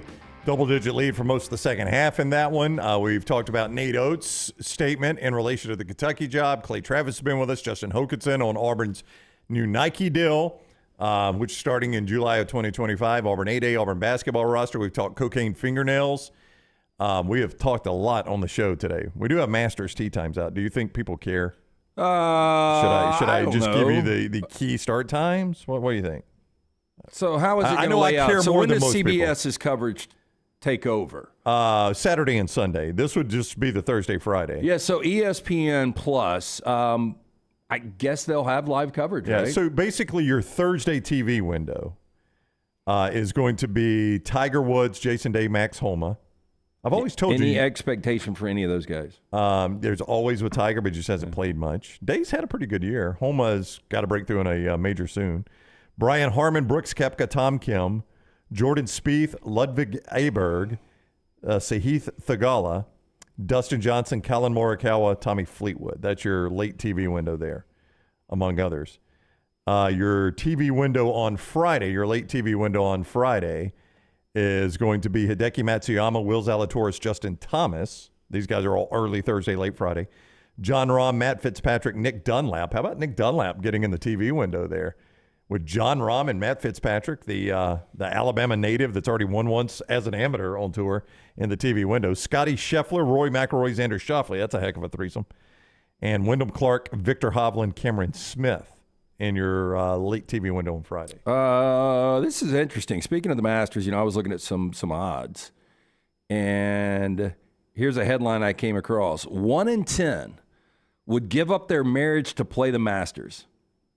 1 in 10 would give up their marriage to play in the not at Augusta, but in the Masters. Yeah, but honestly, what do you think? 3 in 10 probably aren't happy in their marriage. Yeah, that's true. So some of it's not a huge sacrifice, right? Yeah, I'm trying to. I mean, you're going to miss the cut. You've never played in the Masters. You're going to miss the cut. So you're going to give up your marriage to miss the cut at Augusta. They also asked, which celebrity would you like to see play at the Masters? This is ridiculous. See, that doesn't appeal to me at all. I don't want to see a celebrity play at the Masters. Yeah, Donald Trump was got the most votes. Adam Sandler got the second most votes. Does not appeal to me at all. What would you give up? What would you give up to enable you to have a starting spot at the Masters? Live in isolation for 1 month. This was the most. 36 of the roughly. I consider that one. Roughly 100 something people here. So define live in isolation. Like I am basically in the hole like Andy Dufresne for a month. I only get food and an hour in the yard. Is that isolation? It says 42% selected the option they would live in isolation. Rockstar, you would sign up for that, wouldn't you? Oh, yeah, isolation. Kid Pass made a C+. He slides it through the door and Andy smiles. So 21 on here said, so a little more than half said they would live without their phone for a year. To play the Masters? Yeah. I mean, I'd like to be able to do that. Bigger deal than I'm thinking. Never eat your favorite food again was number 3 on the list. Number 4 was never go on vacation again in your life. Come on. Gosh. Give up all your personal belongings for a year was number 5. Never watch sports again, number 6. Nope. Your marriage was number 7. I'd give up my marriage to play at a Masters. I think most would give up their marriage if it was you can never watch sports again or you can never see your wife again. Yeah. I think most would give up their wife. You're talking about half of America gets divorced just about. Yeah. So, I mean, this is not really saying a whole lot. All right. On that note, it is time for Trash, as always, presented by Mortgage Right. Rockstar, please hit the button. They let me look at the lawyer's building. I know the vacuum cleaner man. He's seen my tits. I know that's not going on TV, but it's true. It's true. I'm not here to lie to you. LT's Trash is presented by Mortgage Right. Mortgages done the right way. Are you a veteran looking for a VA loan? Mortgage Right has been advocating for veterans since their company began. As a veteran-owned, operated company committed to your well-being, they can help you find the best terms available and guide you through every step of the process. Visit their location, Highway 280. You can apply at mortgageright.com/TNR. Call 205-815-9200, NMLS 2239, Equal Housing Lender. Daniel says he rather had been in isolation than Warden Norton cast him to the Sodomites. The sisters? The sisters. Yeah. He called them the Sodomites. Yeah, I mean, I think you would, like, if you would much rather be in isolation than general pop, right? Yes. Well, I don't want to do what it takes to get into isolation, but given the choice, I'd rather be in isolation than gen pop. Play a record. But I don't think so. Would you rather be in gen pop or in a hole? Like where you've got like really, really bad food and you've got no light. Dufresne was in the hole because when they open him to give the food, he has to, the light bothers him. And so he gets like 2 slices of bread. 30 days in the hole. Yeah. Warden Norton was a great character. Yep. Just a bit actor. I don't even know the actor's name. Never really did anything else. But he was a fantastic character. So this one out of Oroville, California. California police officer got a shocking surprise when the car he was chasing came to a stop. Behind the wheel, 9-year-old boy making his way to school.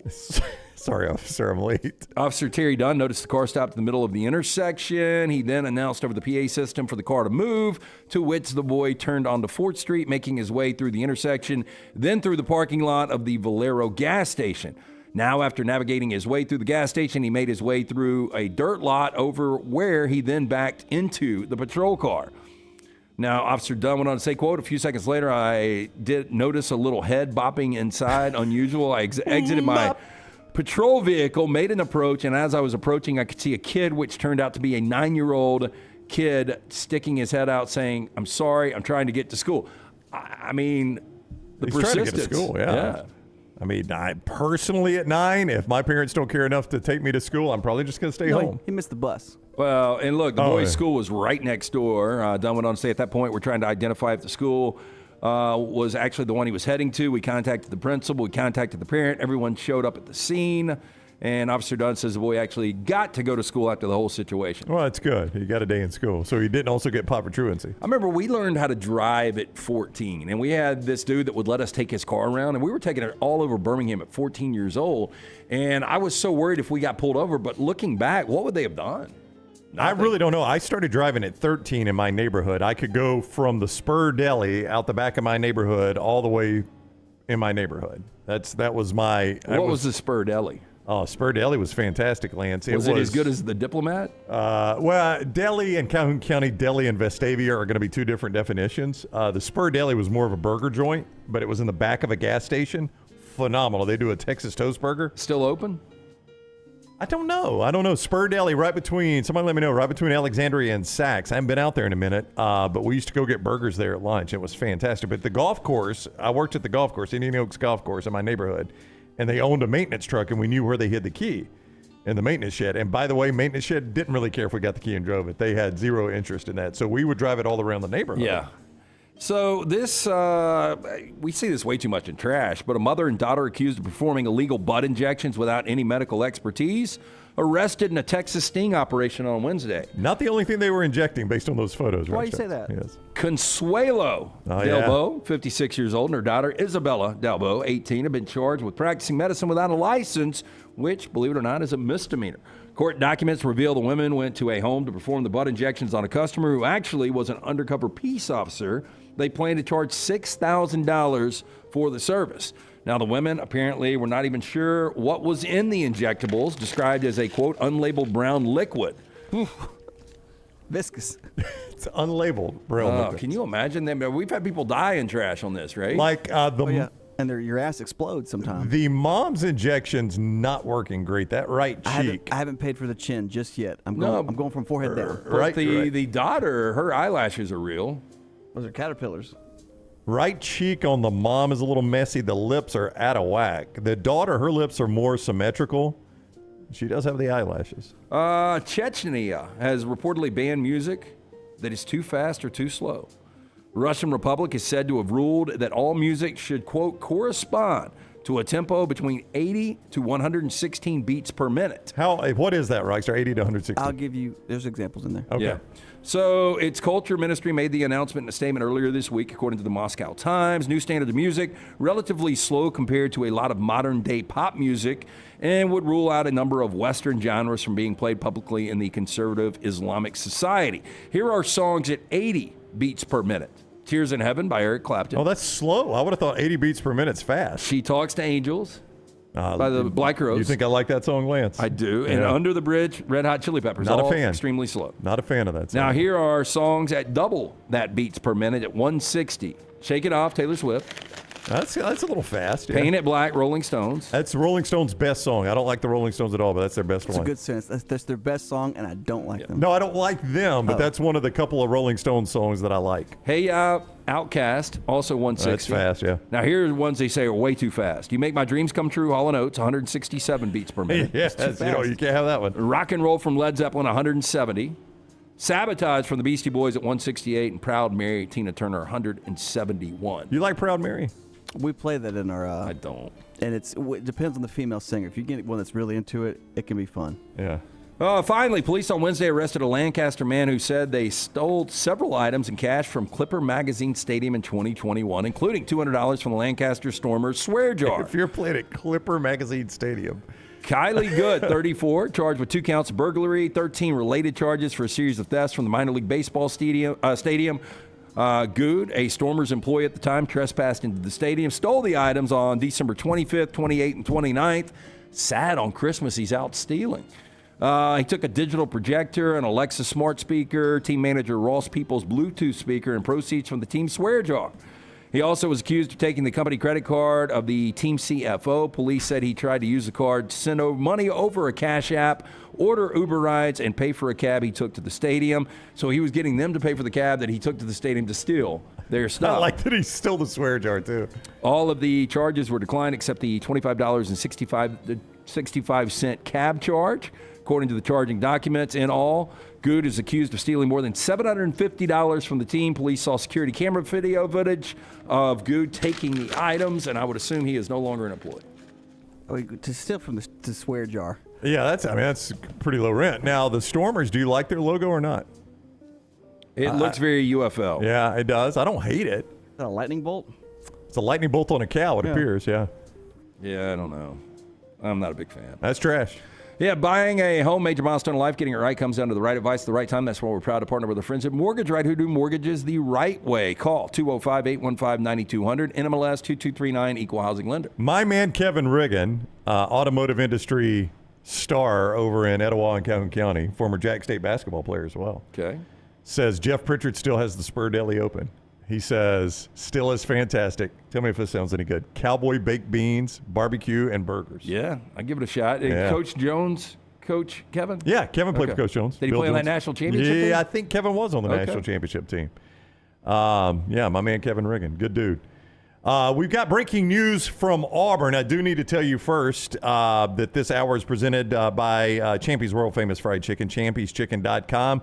Sterling and the crew, speaking of good food and good baked beans. Sterling's also got good baked beans. You've had them when he's come up here. Yeah, fantastic. Sterling sides. I mean, the chicken is obviously the go-to. Had a conversation with Sterling this morning. Congratulations if you placed and you won one of those Champy's gift cards in our bracket challenge from mybookie.ag. Yep. Sterling's got the doors open right now. Fried chicken, those great chicken fingers, Mississippi Delta recipe tamales, the great po' boys, all right there at Champy's Chicken, champyschicken.com, Highway 119 in Alabaster, champyschicken.com. Auburn freshman guard Aiden Holloway, per On3 Sports, has entered the transfer portal. So if you're keeping up with Auburn's backcourt from this year, K.D. Johnson, Trey Donaldson, and now Aiden Holloway, all in the portal. Holloway, if you've forgotten, was a top 20 recruit from Auburn, a McDonald's All-American, and is now in the portal. Probably did not play up to that level for Auburn fans, but you had to like his potential, I think. Yeah, you liked his potential, and he was one of these guys that obviously in practice just shot the eyes out of it. But when you look at the on-court production, he only shot 30% behind the arc. It's just not good enough. 7 points per game, almost 3 assists. There's a lot of upside there. But I don't think this is devastating for the Auburn program at all. Yeah, I don't think so. We talked to Hoke earlier, and he said K.D. Johnson, no surprise. Trey Donaldson, maybe a little bit of a surprise. I think if you're Auburn fans, the one you're watching is the one you brought up, is Janai Broome. Does anybody come in with a massive NIL deal and try to steal Janai Broome away? I think he's the most important. I think Chad Baker-Mazara would be number 2 on my list. Those guys you got to keep around. I'm going to assume that Holloway came with a number. Auburn didn't want to match that number. I would think if Auburn wanted to keep Holloway, they could have. Just my guess. Probably There's other priorities on that roster that are much higher right now than Aiden Holloway. Yeah, probably so. I mean, at some point you got to prioritize, right? You've only got so much money to spend. You only got so much money and so many roster spots. Yeah. And I'm pulling Broome and I'm pulling Chad Baker in there, and Dylan Cardwell would be another one of those guys. And I'm saying, let's talk about what you need to be comfortable to come back. Based on what he did at Auburn, Royal Payne, I agree 100%. says he reminds me of J.D. Davidson. Yep. I mean, with the ton of energy, ton of potential, it just never worked out in that year. Yeah. So I think that is probably a pretty good comparison to J.D. Davidson. As Scott says, Chad Baker-Mazara has already announced he's coming back, so that's one win right there. That you got Janai Broome is a guy that has announced he's coming back. You just hope nothing changes, obviously, in the in the portal era, and guys coming in with big NIL deals, bigger schools. So there you go, Aiden Holloway in the NCAA transfer portal. And Hoke is updating that. He was on with us just a few moments ago. He says, we've been telling you as our subscribers it's going to happen. So Auburn down 3 guards now in that transfer portal. Hey, a reminder, NASCAR coming back to Talladega Superspeedway, 877 go-to Dega, TalladagaSuperspeedway.com. We look forward to our show coming up Thursday from Slice in Vestavia with all the folks from out there at NASCAR, including one of their drivers. We'll tell you more about that. You can go see it for yourself at Talladega Superspeedway. Enhance your race experience by getting the garage experience presented by Cool Ray. 877 go-to Dega, 877 go-to Dega, TalladagaSuperspeedway.com. Get a camping spot, reserve your spot in the grandstand, all right there at TalladagaSuperspeedway.com or 877-GO-TO-DEGA. More of the next round after this. Follow Rockstar on Twitter at RockstarBHM. Stop by the New York Butcher Shop and pick up the finest in certified Angus prime beef steaks and burgers, premium pork chops, ribs, and all-natural chicken cut to order just for you. Their chef-prepared entrees and side dishes are the perfect dinner-to-go choice for your family and are ready to heat at home. With a great selection of fine wines and desserts, the New York Butcher Shop is your one-stop dinner shop. 2 locations to serve you, Cahaba Heights and on Highway 119 in Greystone. The New York Butcher Shop, rare quality, well-done service. You could win a Cadillac CT5 or your share of $25,000 in free play and cash at Birmingham Racecourse Casino. The more you visit, the more chances you have to win. Play the latest, most exciting games around with fun bonuses and big jackpots. You can be a winner too. Come win your share during the Cadillac CT5 and $25,000 giveaway at Birmingham Racecourse Casino. Drawings April 5th and 6th. Located off I-459, exit 31, Derby Parkway. Must be 21 or older. Must be present to win. Hey, you. Days warming up, looking like spring. And at New Balance Birmingham, we've got the thing. What pops and what's fresh? Check the selects. Come together at New Balance Birmingham on Highway 280, right next to Chick-fil-A. New Balance Birmingham, we got now.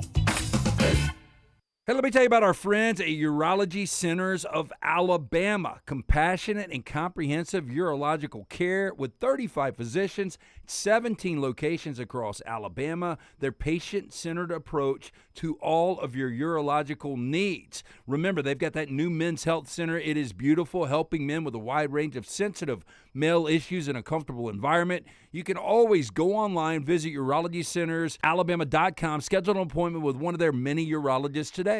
NASCAR is returning to Talladega Superspeedway for the 2024 Geico 500 weekend, Saturday, April 20th through Sunday, April 21. Guarantee your 2024 Geico 500 weekend experience today by visiting TalladagaSuperspeedway.com or calling 877-GO-TO-DEGA. Enhance your race weekend by adding passes to the Talladega Garage Experience presented by Cool Ray. It is the Geico 500 weekend, Saturday, April 20th and Sunday, April 21st. Guarantee your spot now, TalladagaSuperspeedway.com or 877-GO-TO-DEGA. Storm season is here. Make sure you have a plan of action in place right now. Greg from Pell City and Storm Restoration Roofing should be your first call when storms hit. Insurance companies love working with Storm Restoration Roofing because of Greg Nelson's name and reputation in the industry. When storms hit, call Greg Nelson. He's local, 205-542-3531. He's the home of the free no-cost roof inspection. Greg from Pell City on Facebook, 205-542-3531. It's Storm Restoration Roofing.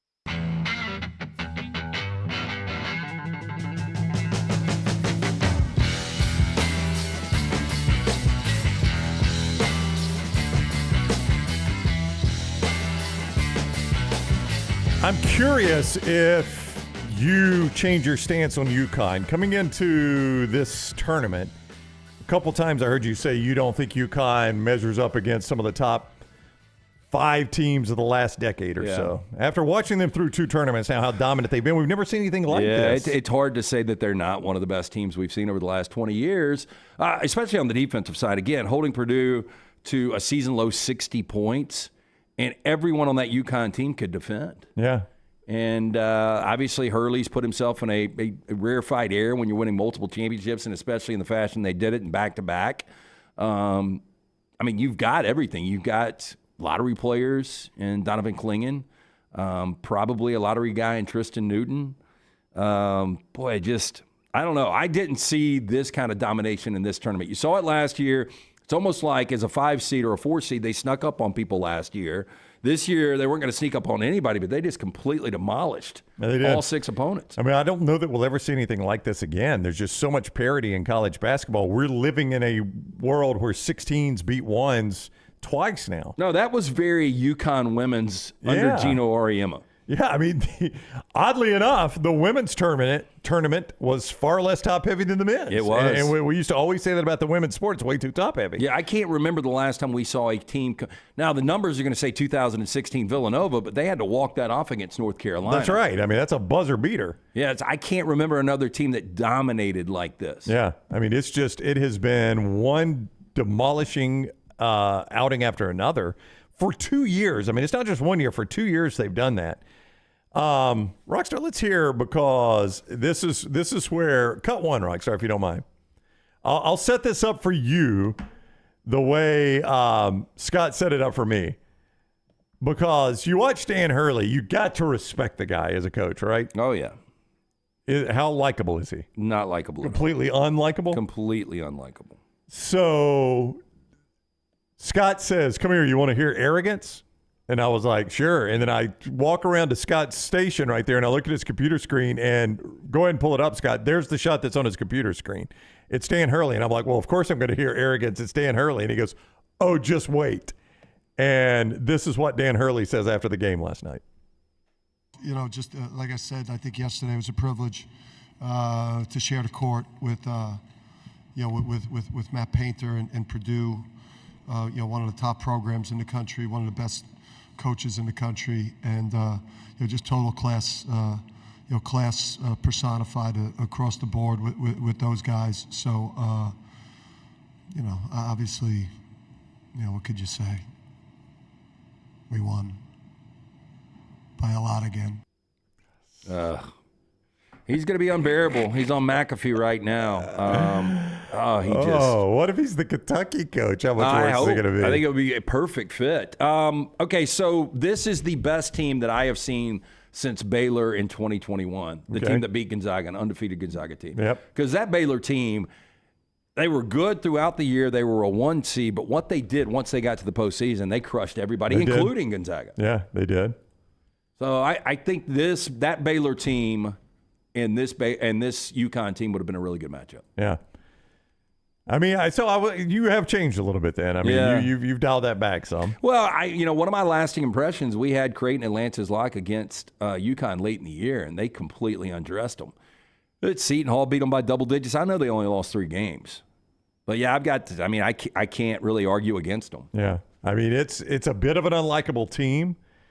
I don't know if they're just unlikable because their coach, all he does is complain on the sideline. Everything's a flop to him. Yeah, and that's the thing. He was going nuts last night. Yeah. He seems to make it all about him. I just don't know how he doesn't get more technicals. Well, you don't really hear from the players that much. No, that's what I'm saying. I don't know. I watch them, and they're an annoying team, but I think it's just because of their coach.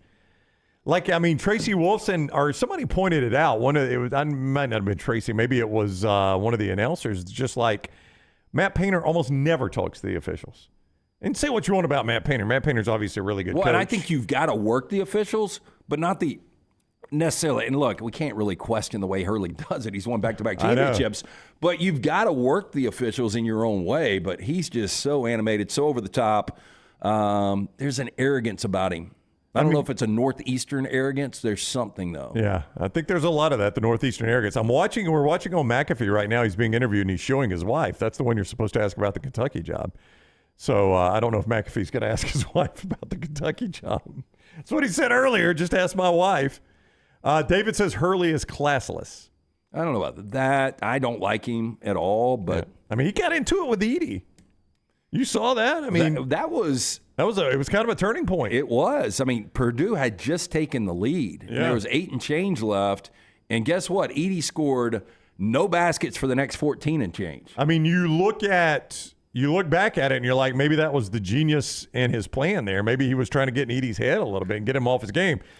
I mean, I would say if Edey had gone off, but crap, Edey scored 37 and 10. So Landmine Believer says Hurley and Oats pretty much the exact same personality-wise. Difference is Oats is our asshole, so we love him. Oats doesn't, and maybe it's just because we've got a relationship with him, and maybe if Dan Hurley was Alabama or Auburn's coach or UAB's coach, it would feel a little different. Just Oats doesn't seem like that to me. Oats has got a little bit of an edge and a little bit of cockiness to him. There's definitely that. He doesn't mind taking a shot or two. I don't see him... And obviously, we watch a lot of Oats. I don't see him act on the sideline the way Hurley does. Well, and I don't think... I mean, he'll argue calls and get technicals. This, Hurley was talking about, I think, what we did was much more special than what Florida did. I think Oats would give other people more credit, including his own team. There is just something about Hurley that is very, very unlikable. Don't forget, the Road to the Indy 500 runs through Birmingham, April 26th through the 28th. Fastest IndyCar drivers in the world, Castroneves, Dixon, and Newgarden, will put their skills to the test with one goal in mind. That is victory. Witness Riley Green, the country music superstar, and Grand Marshal give the iconic command, "Gentlemen, start your engines." Medical Properties Trust presents the Children's of Alabama Indy Grand Prix, powered by AmFirst at Barber Motorsports Park. Tickets are selling fast. Get yours now. There for the Indy race in Birmingham. Do you think Painter will win one? This was his best chance. I don't think so. You don't think he'll ever win one, huh? I don't. Well, that is a bit of a... Well, you think about it, they were in Final Four for the first time since 1980. I know he's always got them in a good position for seeding. I just don't. And, I think it was Sean Farnham that was saying this going into last night's game, or maybe it was Jay Williams, but talking about that this Purdue team was playing for all of those Purdue teams in the past. Robbie Hummel, who was such a good player before the injuries. All of these teams that haven't had the success under Matt Painter, at least tournament success. And it just seemed like a built-up moment. I really was buying into Purdue before that game started, and then it quickly unraveled. But I do not think he will win one. They are the 11th winningest program of all time, and don't have a ton to show for that other than a bunch of wins. So do the 10 in front all have championships? Kentucky, yes. Kentucky's your winningest. Kansas, yes. That's 2. North Carolina is 3. Duke is 4. UCLA is 5. Syracuse is 6. Temple is 7th. Has Temple won one? They didn't win one way back in the day? Notre Dame, I don't think, has won one, have they? That's 8. St. John's is 9. Nope. They've never won one. Indiana, 10. They obviously haven't. Purdue's 11th. Yeah, all the other ones have won multiple. Yeah. And St. John's has had moments where they've been close. Notre Dame, they've been in a Final Four? Yeah, I think 1979 maybe. Good memory, 78. You were close. So, I mean, they've been to one Final Four with all those wins, one Final Four. Yeah, and one of their best teams under Bray, Mike Bray, was in 2014 when you just had that you had a lot of talent. And they ran into Kentucky, and I think Kentucky beat them in overtime, and that got them to the Final Four, and then Kentucky lost the next game to Wisconsin. Boy, right there in the same Notre Dame team. You think Indiana cares about basketball. Notre Dame is 8th, Indiana 10th, Purdue 11th. Right there in that same state, you got 8, 10, and 11. A combined almost 6,000 wins between those three and that's teams. That's everybody talks about Indiana's never going to be Indiana again. Well, if Purdue's doing what they are doing, why can't Indiana do it? It doesn't make any sense. Yeah. I'm with you 100%. I mean, they're in the same conference. Yeah, see, I think basketball is different from football. Like, when you got 85 scholarships, Nebraska to be Nebraska again is going to be really difficult. When you're only taking care of a handful of guys, and the program cares that much, the boosters care that much about the program, then you're going to have the resources. I mean, if Indiana were trying to do it on a Conference USA budget, I get it. But they're both in the Big Ten. They're both getting that same check from the Big Ten. But I don't know, where would you put the Indiana job right now? Like Purdue and Illinois, they're better programs right now. Michigan State's a better program. Here's how I would qualify it. If Indiana came open and I'm an athletic director like Greg Byrne last night, I'm not sweating it that much. Yeah, I wouldn't either. Now, Kentucky comes open, I'm on the phone with my coach quickly, making sure he's happy and he's got everything he needs, right? Indiana comes open, I don't really sweat it. But I think that's Purdue, a big change. Illinois, Wisconsin's a better program than Indiana right now. They just are. Yeah. I was right there with them. I think Michigan State is better. And there's a lot of programs that have as much or more potential. When you look at Michigan, you look at Maryland, you look at Ohio State. Yeah, I mean, there was probably a time where most of your big-name coaches would run to a place like Indiana because of their history. I don't think that happens now. You know, it's crazy. So they had an opportunity to win the first Big Ten championship since '99, and for that conference to go a quarter of a century without winning a national championship, It's insane, isn't it? Yeah, it really is. I mean, to be what they once were.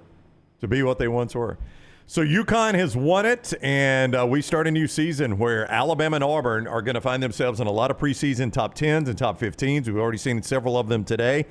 There's going to be a lot expected. They will be among the favorites in the SEC with Tennessee. We'll see who Kentucky hires with Florida. That's where Alabama and Auburn are going to find themselves starting next year. So it's going to be an exciting basketball season next year. I'm looking forward to it, and this one is past us, which means we turn our attention to football soon. I say soon. I think it's like 140 some odd days. Not crazy. Well, the next couple of weeks with this portal, I know the portal closes for players, I think May 1st. Yeah. And, these coaches don't get a break. They do not, do they? I mean, it is nonstop now. Hey, don't forget the next round golf card. Your chance to play 4 area golf courses, just $99, 18 holes and cart at Limestone Springs, Cross Creek, The Meadows, and the newly renovated Woodward Golf Club. The historic course now newly renovated. It's all presented by Urology Centers of Alabama. $247 value for just $99. The next round deluxe golf cards, just $119. All 4 courses with cart, plus an exclusive next round golf t-shirt, koozie, golf tees, and a sticker. No restrictions. The card is good through October 2024. Supplies are limited. Get your card now at nextround.store. That's nextround.store. Dunaway is back tomorrow. We got some road shows coming up, 2 of them on Thursday. You can see us at Slice in Vestavia with our friends from NASCAR. We'll be there. And then we'll be at Odie's in Edgewood talking about the Masters Thursday afternoon, 4 to 6. So you got 2 chances to see us on Thursday out on the road. Dunaway back in studio tomorrow. We look forward to that. Hope you guys have enjoyed the show today. Thank you to MyBookie.ag for all the coverage sponsorship with Little T and Dunaway out there in Phoenix. The Final Four now behind us. More of the show coming up tomorrow. Don't forget to give us a thumbs up and subscribe and set your alerts on YouTube if you have not already, and follow us at Next Round Live. Thank you for joining us on the Next Round. We'll see you tomorrow at 9 o'clock.